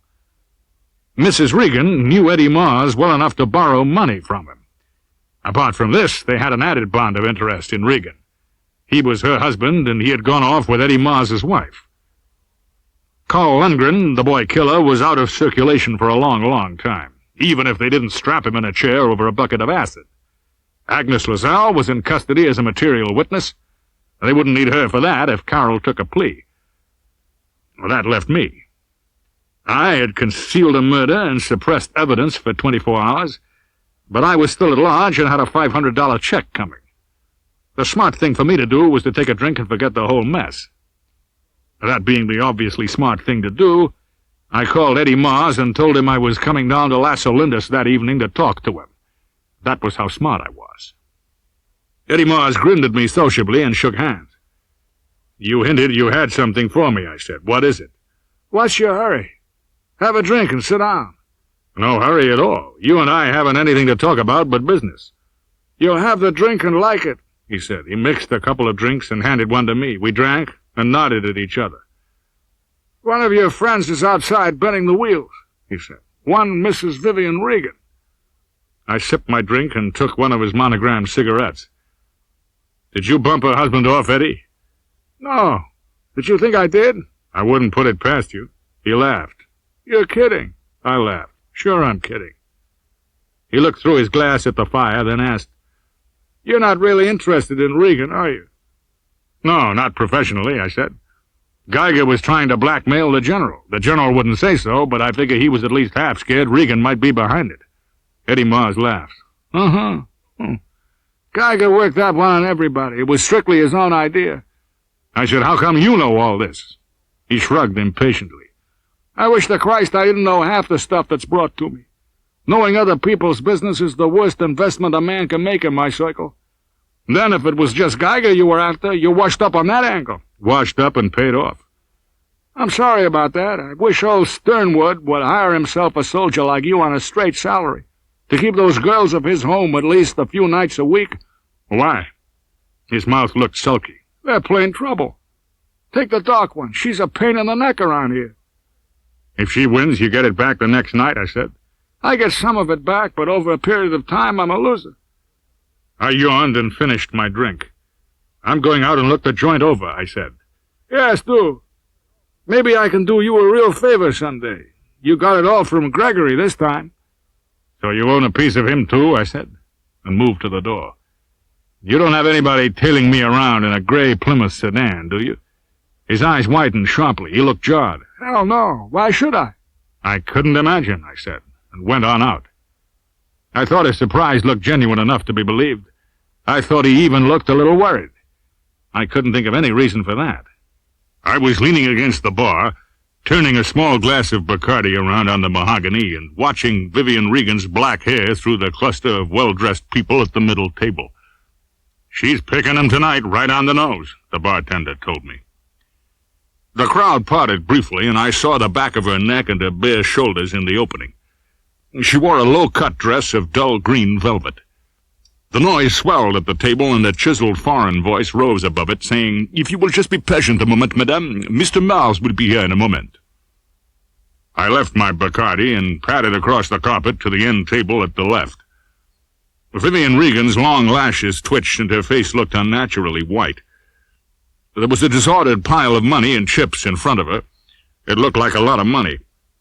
She spoke to the croupier with a cool, insolent, ill-tempered drawl. "What kind of a cheap outfit is this, I'd like to know? I want one more play." The croupier smiled, a cold, polite smile. "The table cannot cover your bet, madame. You have over $16,000 there." "It's your money," the girl jeered. "Don't you want it back?" A door opened in the paneling at the far end of the room, and Eddie Mars appeared with a set, indifferent smile on his face. He spoke with lazy calm, less politely than the croupier. "Something the matter, Mrs. Regan?" I saw the curve of her cheek stiffen. She said bitterly, "One more play, Eddie. Everything I have on the red. I like red. It's the color of blood." Eddie Mars smiled faintly, then nodded and drew out a large pin-seal wallet with gold corners and tossed it carelessly along the table to the croupier. "Cover the bet in even thousands," he said, "if no one objects to this turn of the wheel being just for the lady." No one objected. Vivian Regan leaned down and pushed all her winnings savagely with both hands onto the large red diamond on the layout.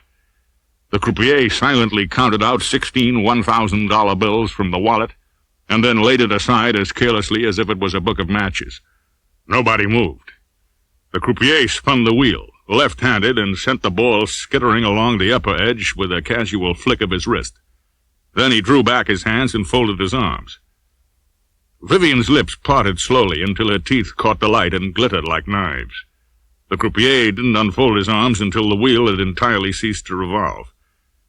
"The red wins," he said formally, without interest. Vivian Regan put her head back and laughed triumphantly.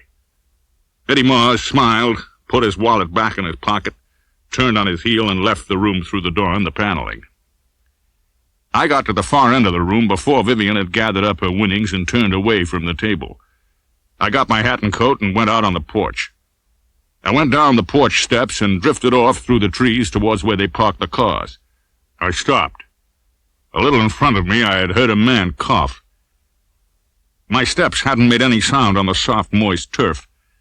But while he was still coughing, I moved forward closer to him. Something made me step behind a tree and crouch down. The man turned his head. There was a mask over his face. I waited behind the tree. Light steps, the steps of a woman, came along the invisible pathway and the man in front of me moved forward. I could see the woman indistinctly. The arrogant carriage of her head was familiar. The man stepped out very quickly. There was dead silence for a moment.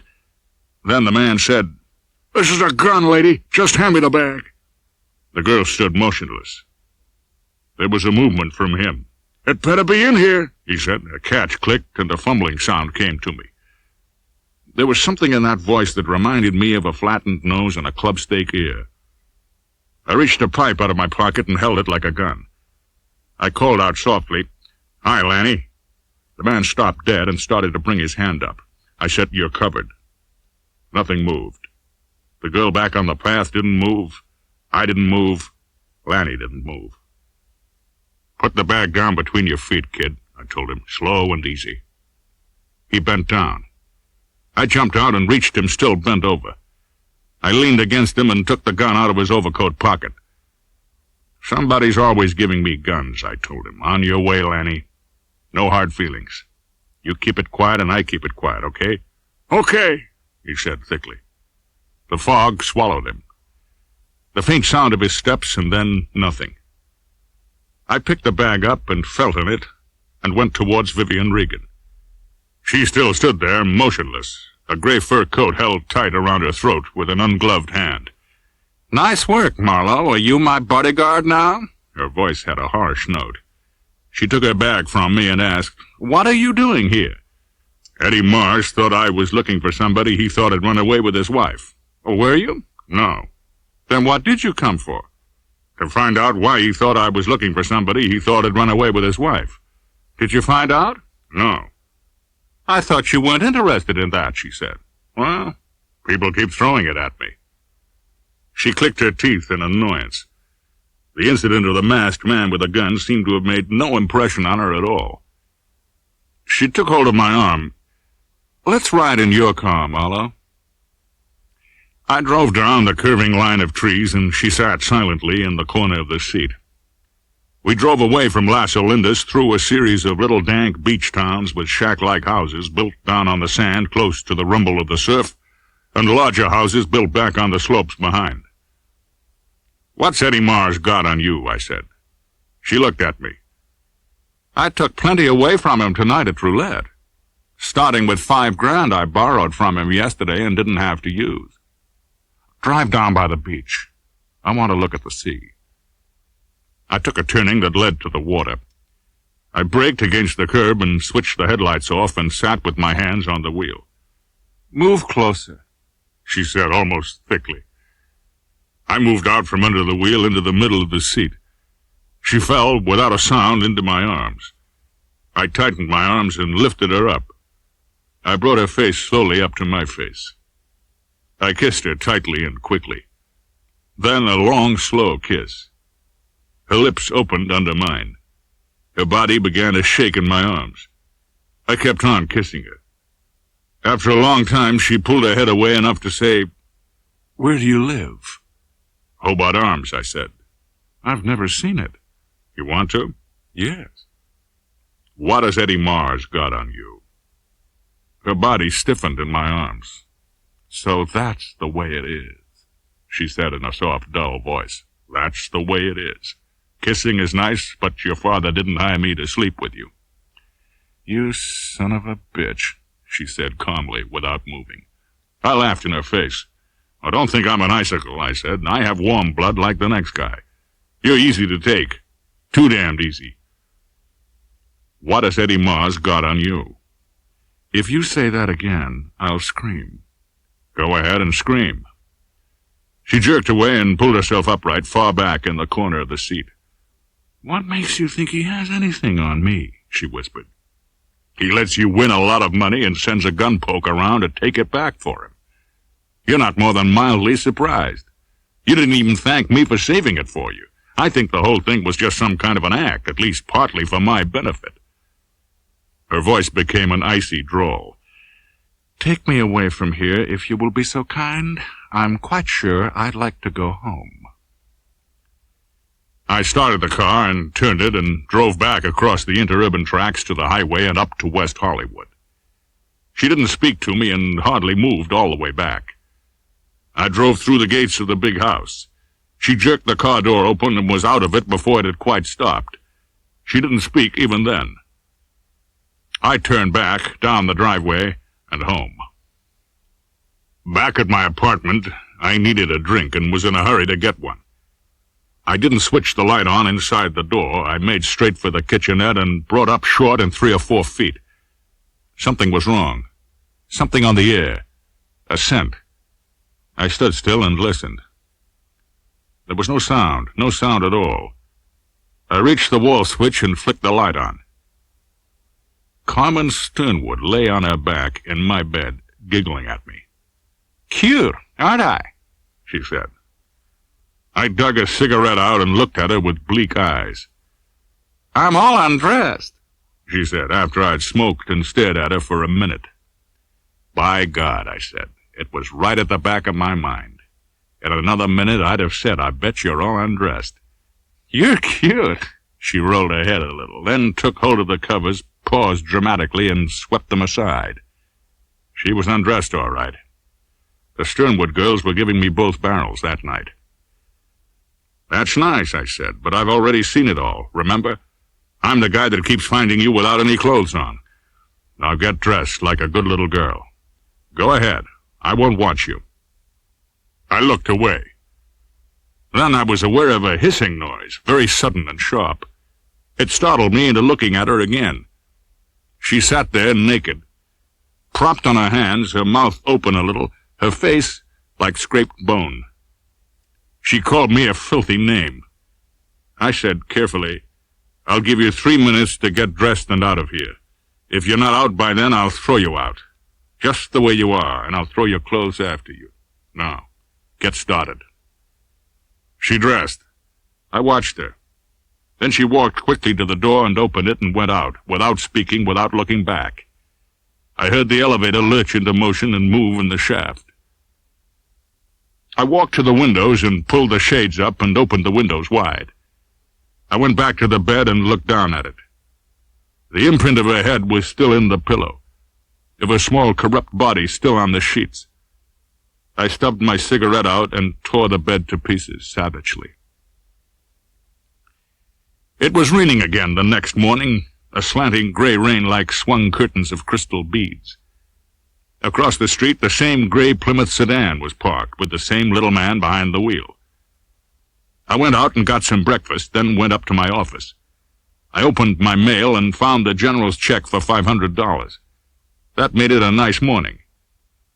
I was making out a bank slip when the buzzer told me somebody had entered my 2x4 reception room. It was the little man from the Plymouth. I told him to come in.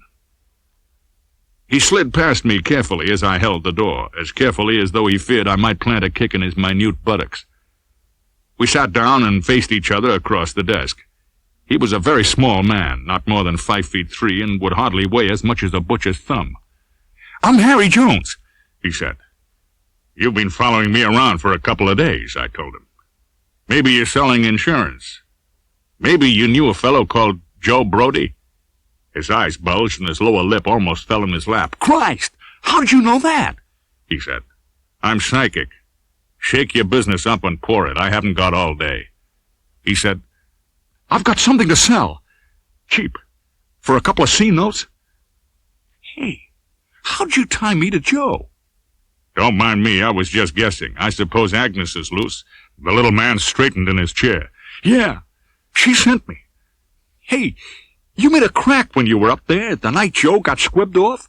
Something about Brody must have known something good about the Sternwoods, or he wouldn't have taken the chance on that picture he sent them." "Uh-huh. So, what was it?" "Well, that's what the $200 pays for." I lit myself a cigarette while the little man watched me.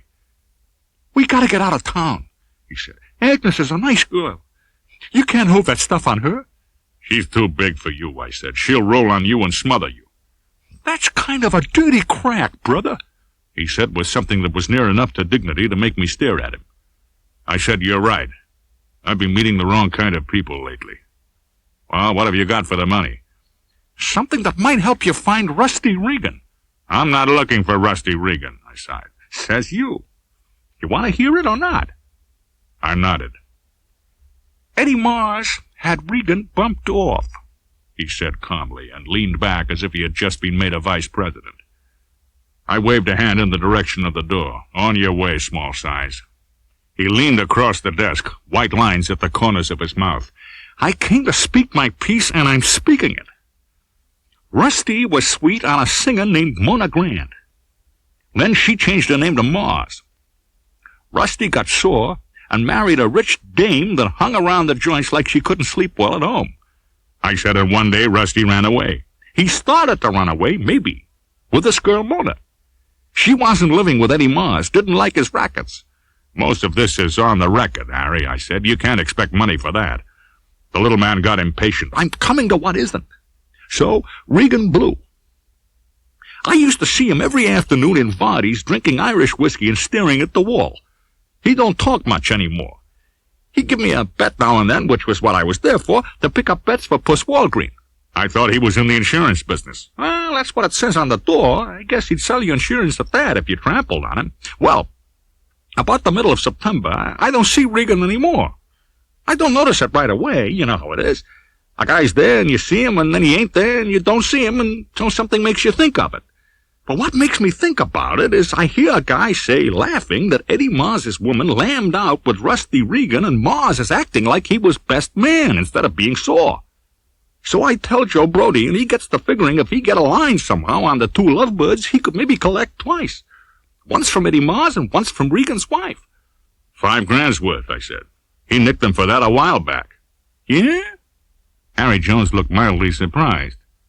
Agnes ought to have told me that.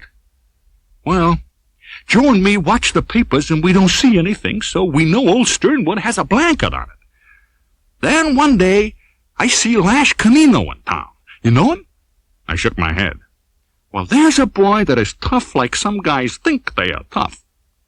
He does a job for Eddie Mars when Mars needs him. He bump a guy off between drinks. When Mars don't need him, he don't stay in L.A. Well, it might be something and it might not. Anyway, I tell Joe and Joe gets on Canino's tail. Joe tails Canino out to the Sternwood place, and Canino parks outside the estate, and a car comes up beside him with a girl in it. They talk for a while, and Joe thinks the girl passes something over, like maybe dough. It's Regan's wife. Okay, she knows Canino, and Canino knows Mars.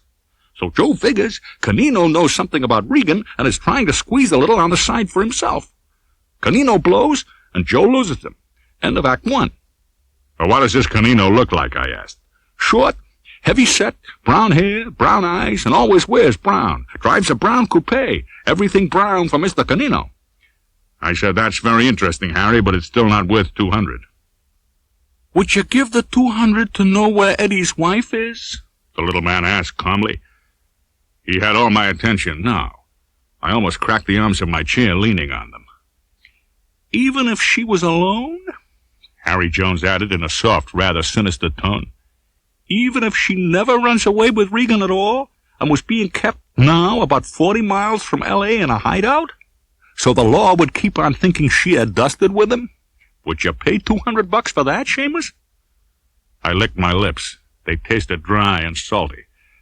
I think I would, I said. Where? Agnes will tell you where that is when she's holding the money in her hand. I made a hard face at him. He stared at me level-eyed, a funny little hard guy I could have thrown from home plate to second base. A small man in a big man's world. There was something I liked about him. I said, you'll get the $200 for that information. I have to get the money myself first. He stood up and nodded. That's okay. After dark is better anyway. Suppose you come over to the office, the full wide-up building, Western and Santa Monica, 428 at the back. You bring the money, I'll take you to Agnes. With that, he went out. I went down to the bank and deposited my $500 check and drew out $200 in currency. I went upstairs again and sat in my chair thinking about Harry Jones and his story. It seemed a little too pat. It had the austere simplicity of fiction rather than the tangled woof of fact. Captain Gregory ought to have been able to find Mona Mars if she was that close to his beat, supposing, that is, he had tried. At 7, the rain had stopped for a breathing spell, but the gutters were still flooded. On Santa Monica, the water was level with the pavement, and a thin film of it washed over the top of the curbing. My rubber heels slithered on the pavement as I turned into the narrow lobby of the Fullwider building. I shook the rain off my hat and looked at the building directory. Numbers with names and numbers without names. Painless dentists, shyster detective agencies, small sick businesses that had crawled there to die. A nasty building. A building in which the smell of stale cigar butts would be the cleanest odor. An old man dozed in the elevator, on a ramshackle stool with a burst-out cushion under him. I went past him softly, the clandestine air of the building prompting me, found the fire door and pulled it open. The fire stairs hadn't been swept in a month. Bums had slept on them, eaten on them, left crusts and fragments of greasy newspaper and matches. In a shadowy angle against the scribbled wall, a pouched ring of pale rubber had fallen and had not been disturbed. A very nice building. I came out of the 4th floor sniffing for air. I went down the line and turned a corner. The name L.D. Walgreen Insurance showed on a dark pebbled glass door, on a second dark door, and on a third, behind which there was a light. A glass transom was open above the lighted door. Through it, the sharp, bird-like voice of Harry Jones spoke, saying, "Canino? Yeah, I've seen you around somewhere, sure." I froze. The other voice spoke. It had a heavy purr, like a small dynamo behind a brick wall. It said, "I thought you would." There was a vaguely sinister note in that voice. A chair scraped on linoleum. Steps sounded. The transom above me squeaked shut.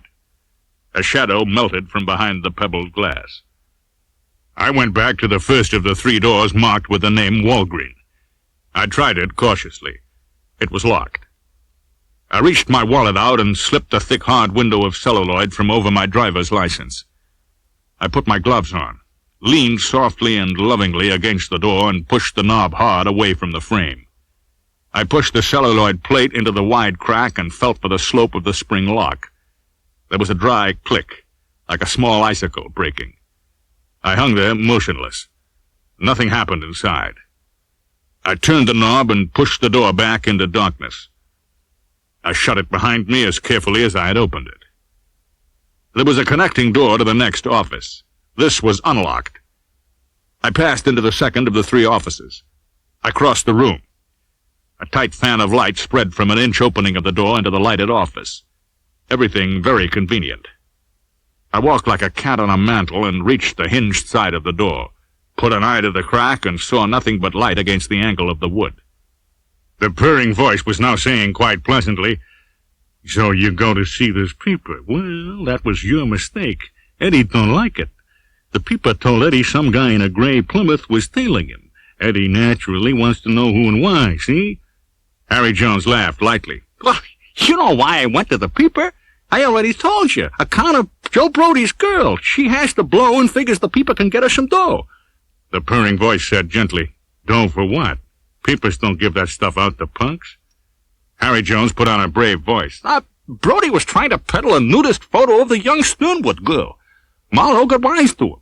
And while they were arguing about it, the young Sternwood girl dropped around herself with a gat. She took a shot at Brody. She lets one fly and breaks a window. Only the peeper didn't tell the coppers about that, and Agnes didn't neither. She figures it's railway fare for her not to."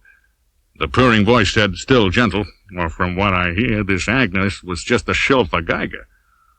I'll talk it over with Eddie. Where's Agnes now?" Harry Jones laughed again, but didn't answer. The purring voice said, "Look at it, little man." I didn't move. I wasn't wearing a gun. I didn't have to see through the crack of the door to know that a gun was what the purring voice was inviting Harry Jones to look at. I waited. Harry Jones sighed. "Okay," he said wearily. "She's in an apartment house at 28 Court Street, up on Bunker Hill, apartment 301. I guess I'm yellow, all right. Why should I front for her?" "You got good sense. No hard feelings?" No hard feelings, Canino." "Fine. Let's tip the bill. You got a glass?" The purring voice was now as false as an usherette's eyelashes and as slippery as a watermelon seed. A drawer was pulled open. A chair squeaked. "This is Bond stuff," the purring voice said. "Drink up." I heard a short, sharp cough, then a violent retching. There was a small thud on the floor as if a thick glass had fallen. There was labored breathing for a short moment, then thick silence.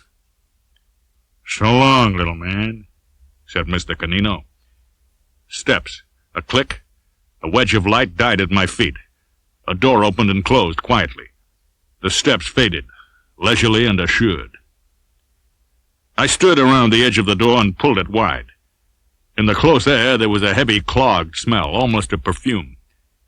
I heard the distant clang of the elevator. I found the light switch. Harry Jones looked at me across the desk, his eyes wide open, his face frozen in a tight spasm, the skin bluish. Harry Jones, dying, had vomited on his coat. That made it cyanide. I walked around him carefully and lifted the phone. I dialed information. "Can you give me the phone number of apartment 301, 28 Court Street?" "One moment, please." A silence. "The number is Wentworth 2528. It is listed under Glendower Apartments." I thanked the voice and dialed the number. The bell rang 3 times, then the line opened. The radio blared along the wire and was muted. A burly male voice said, "Hello? Is Agnes there?" "No Agnes here, buddy. What number you want?" "Wentworth 2528. "Right number? Wrong gal. Ain't that a shame?" The voice cackled and hung up. I wiped sweat off my face and looked across at little Harry Jones grimacing in his chair. "Well, you fooled him, Harry," I said out loud. I had to search him. It was a nasty job. His pockets yielded nothing about Agnes, nothing that I wanted at all. I put the light out and started to open the door. The phone bell rang jarringly. I listened to it, my jaw muscles drawn into a knot, aching. Then I shut the door and put the light on again and went across to it. "Yeah?" A woman's voice. "Is Harry around?" "Not for a minute, Agnes." She waited a while on that. Then she said slowly, "Who's talking?" "Marlowe, the guy that's trouble for you. I came over to give him $200 in return for certain information. The offer holds. I have the money if you want it." I want it pretty bad, mister." "All right, then. Tell me where to bring it." Her voice trailed off and came back with a panic rush. "Where's Harry?" "Got scared and blew. Meet me somewhere, anywhere at all. I have the money." She paused, then said, "I'll meet you in half an hour. Beside Bullock's Wilshire, the east entrance to the parking lot?" "Right," I said. I left the office, went down the fire stairs, and left the building. Half an hour later, I had met up with Agnes. "Oh, give me the money," she said. The motor of the gray Plymouth throbbed under her voice, and the rain pounded above it. Her black-gloved hand reached out, and I put the bills in it. "I want my information," I said. "You'll get it." Joe and I were riding Sunday before last. We passed a brown coupe, and I saw the girl who was driving it. There was a man beside her, a dark, short man. The girl was Eddie Mars's wife. The guy was Canino. We trailed the coupe. Canino, the watchdog, was taking her out for air. A mile or so east of Rayolito, a road turns towards the foothills. Just off the highway, there's a small garage and paint shop run by a guy named Art Huck. Hot car drop, likely. There's a frame house beyond this. That's the place where she's holed up. Goodbye, copper, and wish me luck. I got a raw deal. "Like hell you did," I said, and walked across the street to my own car. I drove north across the river and followed the blonde's instructions to Rayolito. Then fate stage-managed the whole thing. Beyond Rayolito, my right front tire let go with an angry hiss. The right rear went with it. I jammed the car to a stop, got out, and flashed a spotlight around. I had 2 flats and 1 spare. The flat butt of a heavy galvanized tack stared at me from the front tire. The edge of the pavement was littered with them. I unstrapped the license holder from the steering post and put it in my pocket. I leaned lower under the wheel. Behind a weighted flap, directly under my right leg as I sat in the car, there was a hidden compartment. There were 2 guns in it. One belonged to Eddie Mars's boy, Lanny, and one belonged to me. I took Lanny's and started up the side road. The garage was 100 yards from the highway. I played the flash on it quickly. Art Huck, motor repairs and painting. The garage doors were shut. The frame house was there, light in 2 front windows, shades down. A car stood on the gravel drive in front. It was dark, indistinct, but it would be a brown coupe, and it would belong to Mr. Canino. I banged on the garage door with the butt of my flash. There was a hung instant of silence as heavy as thunder. A voice spoke through the door, a surly voice. "What do you want?" "Open up. I've got 2 flats back on the highway and only 1 spare. I need help." "Sorry, mister, we're closed up." I didn't like that. I kicked the door hard. Another voice made itself heard, a purring voice, like a small dynamo behind a wall. It said, "A wise guy, huh? Open up, Art." A bolt squealed and half of the door opened. My flash burned briefly on a gaunt face and the barrel of a gun. I snapped the flash off, and the man backed away from the open door and kept the gun leveled at me. "Okay, stranger, we'll see what we can do." I stepped inside and shut the door behind my back. I looked at the gaunt man, but not at the other man who was shadowy over by a workbench, silent. "Ain't you got no sense?" the gaunt man chided me. "A bank job was pulled at Rayolito this noon." "Pardon?" I said. "I didn't pull it. I'm a stranger here." "Well, there was," he said morosely. The purring voice from over in the shadows said, "Cut out the heavy menace, Art. You run a garage, don't you?" "Thanks," I said. Okay, the man in the overalls grumbled. He grabbed a coat and went out. I looked at the man by the workbench now. He was short and thick-bodied with strong shoulders. He had a cool face and cool dark eyes. He wore a belted brown suede raincoat. His brown hat was tilted rakishly. We were alone. He didn't know who I was. "I bet you could use a drink," he said. "Wet the inside and even up."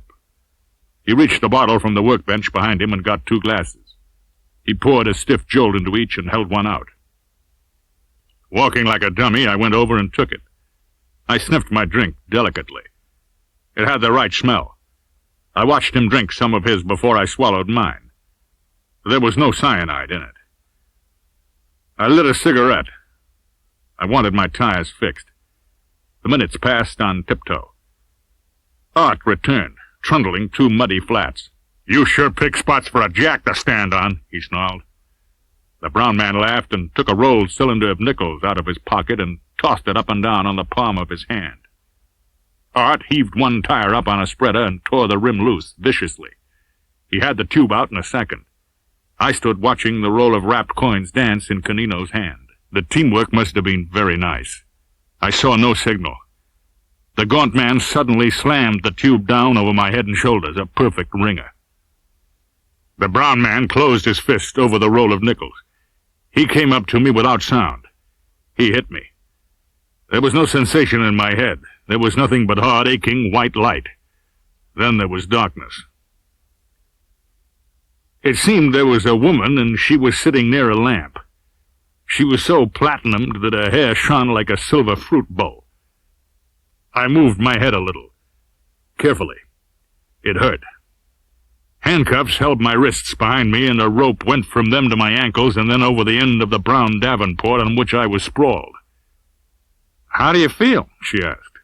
"Great," I said. "Somebody built a filling station on my jaw." "Is this the house next to Art Huck's garage?" She nodded. "What are the boys doing? Digging a grave for me?" "They had to go somewhere." "You mean they left you here alone?" "I thought they were keeping you a prisoner." It seemed to startle her. It even slightly amused her. "What made you think that?" "You're Mona Mars, aren't you?" Her very blue eyes flashed sharply. Her mouth tightened, but her voice didn't change. "Why did you come here and stick your neck out?" she asked quietly. "Eddie wasn't doing you any harm. You know perfectly well that if I hadn't hidden out, the police would have been certain Eddie murdered Rusty Regan." "He did," I said. Her breath made a harsh, quick sound. She said softly, "Eddie didn't do anything to him. Eddie's not that sort of man." "That's what you think," I said. "You think he's just a gambler. I think he's a pornographer, a blackmailer, a hot car broker, a killer by remote control."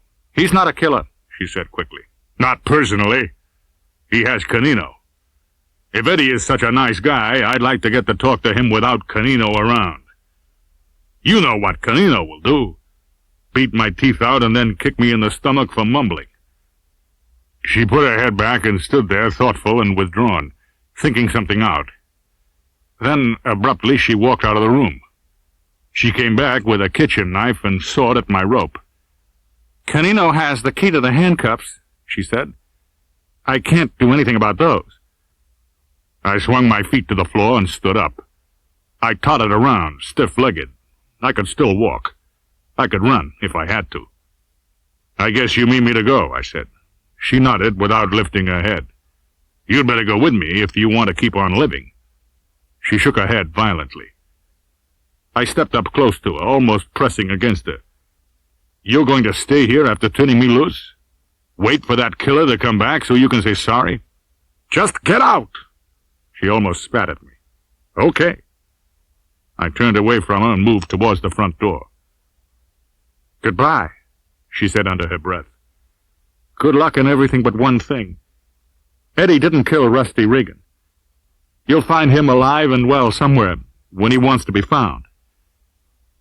I went out through the door and closed it behind me, without sound. The garage next door was dark. I crossed the gravel drive and a patch of sodden lawn. I came to the highway. I found my convertible where I'd left it, both tires fixed and mounted.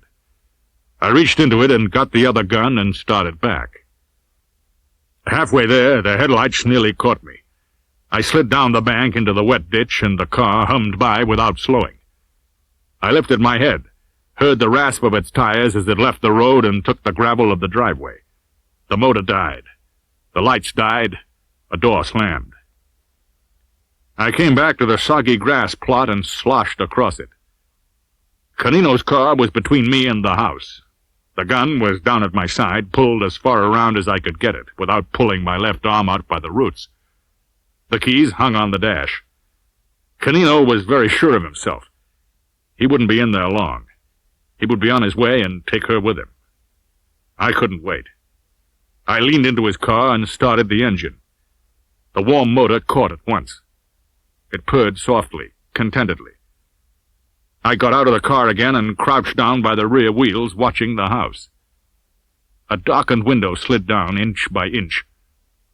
Flames spouted from it abruptly, the blended roar of 3 swift shots.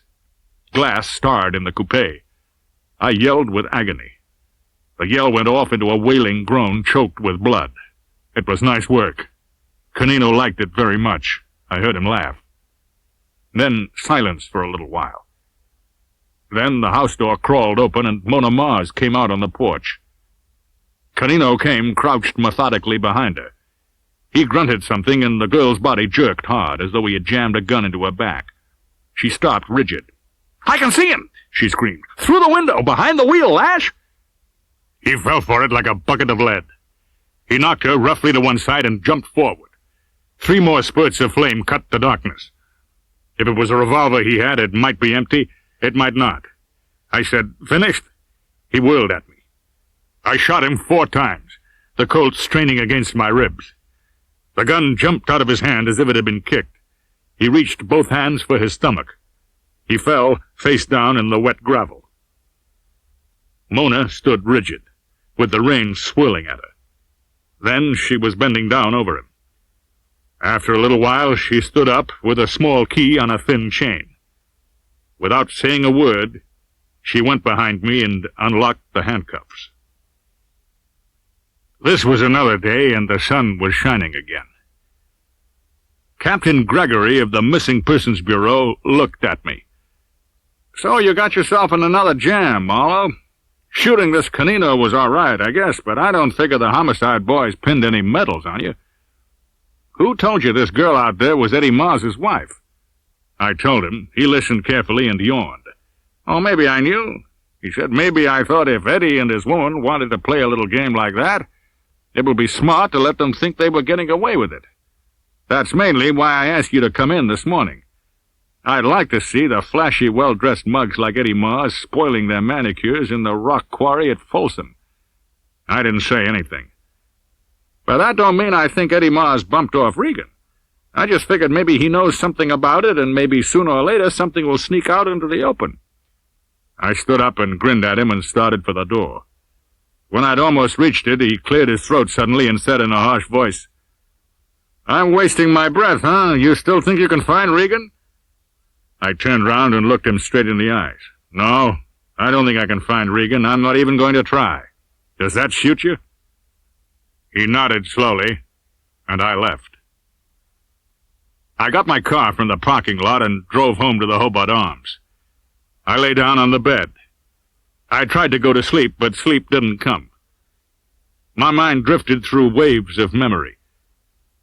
I was driving hard along the highway through the rain with Mona in the corner of the car. I was getting out at an all-night drugstore and phoning Bernie Olds that I had killed a man at Rialito and was on my way over to Wilde's house with Eddie Mars's wife, who had seen me do it. I was telling the story, and they were listening quietly. There was a lot of telephoning. I was driving again, with one of them beside me, to the Fullwider building where Harry Jones was still in the chair behind the desk. I was back again at Wilde's house, signing a typewritten statement his secretary had run off in another room. It was like that, over and over again, lying on the bed and watching the patch of sunlight slide down the corner of the wall. Then the phone rang, and it was Norris, the Sternwood butler, with his usual untouchable voice.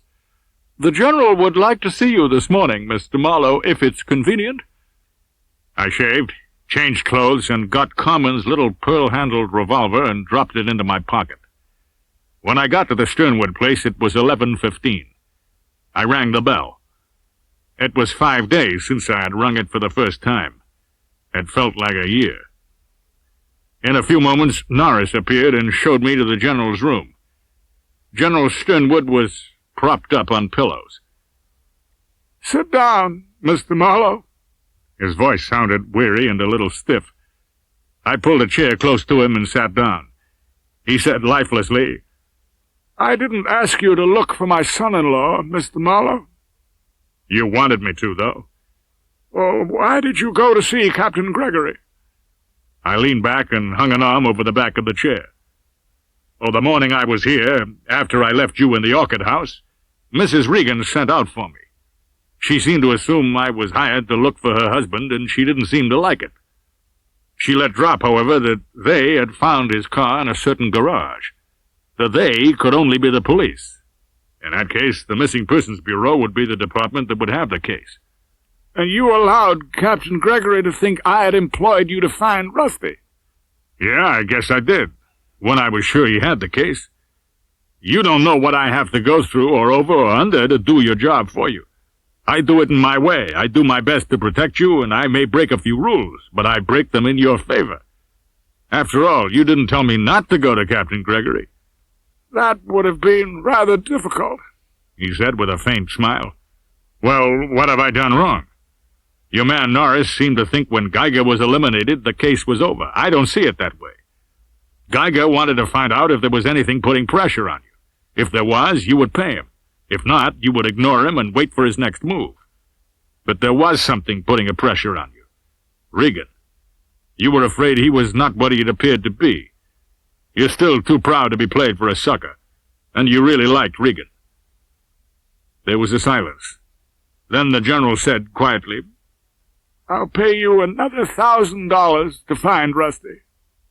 I want to know that he is all right wherever he is. I want to know it from him directly. If he should happen to need money, I should want him to have that also. Am I clear?" I said, "Yes, General." He was pretty nearly licked. "I guess I'm a sentimental old goat. Find him for me, Marlowe. Just find him." "I'll try," I said. "You'd better rest now. I've talked your arm off." I got up quickly, shut the door quietly, and went back down the stairs. I stood outside on the step and looked down the vistas of grass terraces and trimmed trees and flower beds to the tall metal railing at the bottom of the gardens. I saw Carmen about halfway down, sitting on a stone bench, with her head between her hands, looking forlorn and alone. I went over to her and was quite close before she heard me. She jumped up and whirled like a cat. A target hung on a tree about 30 feet away with some darts sticking to it. There were 3 or 4 more on the stone bench where she had been sitting. "For people with money, you and your sister don't seem to have much fun," I said. She looked at me under her long lashes. This was the look that was supposed to make me roll over on my back. I took a little pearl-handled gun out of my pocket. "I brought you back your artillery. I cleaned it and loaded it up. Take my tip. Don't shoot it at people unless you get to be a better shot. Remember?" Her face went pale. She looked at me and then at the gun I was holding. There was fascination in her eyes. "Yes," she said and nodded. Then suddenly, "Teach me to shoot." "Huh?" "Teach me how to shoot. I'd like that." "Here? It's against the law." She came close to me and took the gun out of my hand, cuddled her hand around the butt. Then she tucked it quickly inside her slacks, almost with a furtive movement, and looked around. "I know where," she said in a secret voice. "Down by some of the old wells." She pointed off down the hill. "Teach me?" I looked into her slaty blue eyes. I might as well have looked at a couple of bottle tops. We got into the car, and I drove down the sunken driveway and out through the gates. "Where's Vivian?" I asked. "Not up yet," she giggled. I drove on down the hill, then south. We reached the place she meant in about 10 minutes. "In there." She leaned out of the window and pointed. It was a narrow dirt road, not much more than a track. Then a squat wooden derrick stuck up over a branch. The wells were no longer pumping. There was the stagnant, oil-scummed water of an old sump, iridescent in the sunlight. "This the place you had in mind?" I asked. "Uh-huh. Like it?" "It's beautiful." I pulled up beside the loading platform and we got out. The place was as lonely as a churchyard. I bent down and picked up a rusty can. Carmen held her little pistol in her hand. "Take it easy now," I said. "It's loaded in all 5. I'll go over and set this can up. Now don't start shooting until I get back beside you, okay?" "Okay." I went around the sump and set the can up, then I went back towards her. When I was about 10 feet from her, at the edge of the sump, she showed me all her sharp little teeth and brought the gun up and started to hiss. I stopped dead, the sump water stagnant and stinking at my back. "Stand there, you son of a bitch," she said. The gun was pointed at my chest. I laughed at her. I started to walk towards her. I was about 6 feet away from her when she started to shoot. The sound of the gun made a sharp slap, without body, a brittle crack in the sunlight. I stopped again and grinned at her, then went on walking. She fired more, very quickly and quite carefully, not worried at all. I think I felt the hot breath of the powder blast a little. "My, but you're cute," I said. Her hand, holding the empty gun, began to shake violently. Her whole face went to pieces. Then her head screwed up towards her left ear, and froth showed on her lips. I caught her as she fell. She was already unconscious. I pried her teeth open with both hands and stuffed a wadded handkerchief in between them. I got her into the car, then drove back the way we had come, and so home. At the Sternwood place, the maid directed me to Mrs. Regan's sitting room and then went back to see about Carmen. I sat down and waited for Vivian to come in. After what seemed a long time, she appeared in oyster-white lounging pajamas trimmed with white fur, cut as flowingly as a summer sea frothing on the beach of some small exclusive island. She sat down on the edge of the chaise longue. I didn't say a word. She began to fidget. "What did you do to her?" she asked. "Not a thing. I had something that belonged to her. A little revolver Owen Taylor gave her once. She took it over to Brody's place the other evening, the evening he was killed. I had to take it away from her there." Vivian's black Sternwood eyes got large and empty. It was her turn not to say anything. She wanted me to teach her how to shoot, and she wanted to show me the old oil wells. So we went down there, and I stuck a can up for her to pop at. She threw a wingding. Looked like a mild epileptic fit to me. "I guess you still wouldn't tell me what Eddie Mars has on you." "Nothing at all, and I'm getting a little tired of that question," she said coldly. "Do you know a man named Canino?" I'm afraid I don't know what you're talking about, Mr. Marlowe.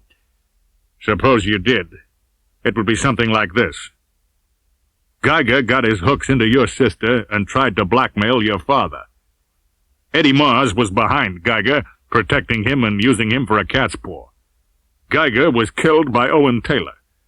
That didn't mean anything to Eddie.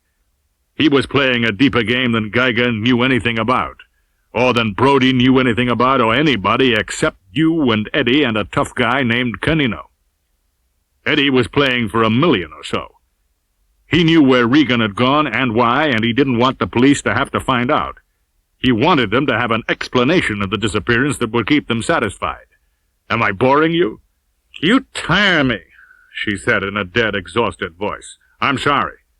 I'm not just fooling around trying to be clever. Your father offered me $1,000 this morning to find Regan. That's a lot of money to me, but I can't do it. Her mouth jumped open. Her breath was suddenly strained and harsh. Why? She said thickly. I took Carmen's little gun out of my pocket and laid it carefully, with exaggerated care, on her white satin knee. She didn't move. It's harmless, I said. All 5 chambers empty. She fired them all. At me. The pulse jumped wildly in her throat. Her voice tried to say something and couldn't. She swallowed. I said, cute little thing, isn't she? Too bad I loaded the gun with blanks. I grinned nastily. I had a hunch about what she would do, if she got the chance. She brought her voice back from a long way off. You're a horrible man, she said. Horrible. You can't prove that she fired at you. I said I wasn't thinking of trying. I was thinking of another time, when the little gun had real slugs in it. Her eyes were pools of darkness. I was thinking of the day Regan disappeared, I said. Late in the afternoon, when he took her down to those old wells to teach her to shoot. She turned the gun and shot him. Just the way she tried to shoot me today, and for the same reason. She moved a little, and the gun slid off her knee and fell to the floor. Her eyes were riveted on my face. I went on. The night before last, when I got home, she was in my apartment. She'd kidded the manager into letting her in to wait for me. She was in my bed, naked. I threw her out on her ear. I guess maybe Regan did the same thing to her sometime. But you can't do that to Carmen. So Mr. Canino disposed of the body when you went to Eddie Mars for help. And Eddie expects to collect one of these days, doesn't he? When you come into the family fortune. She was as silent as a stone woman. All right, I went on heavily. Will you take her away? Somewhere far off from here where they can handle her type? Where they will keep guns and knives and fancy drinks away from her? Hell, she might even get herself cured, you know. It's been done. She stayed silent for a while, then she caught her breath sharply and spoke. He's in the sump, she said. A horrible decayed thing. I did just what she said. I went to Eddie Mars. She came home and told me about it, just like a child. I knew the police would get it all out of her. In a little while she would even brag about it, and if Dad knew, he would call them instantly and tell them the whole story. And probably die telling it. It's not his dying, it's what he would be thinking just before he died. So you let her run around loose, I said, getting into other jams. I was playing for time, she said. I've heard they do forget what happens in those fits. Maybe she has forgotten. You'll take her away, I said. She nodded, then said softly, What about you? Nothing about me. I'm leaving. Get her out of here and see that she's watched every minute. Promise? I promise. Eddie, she began. Forget Eddie. I'll go see him after I get some rest. I'll handle Eddie. He'll try to kill you, she said.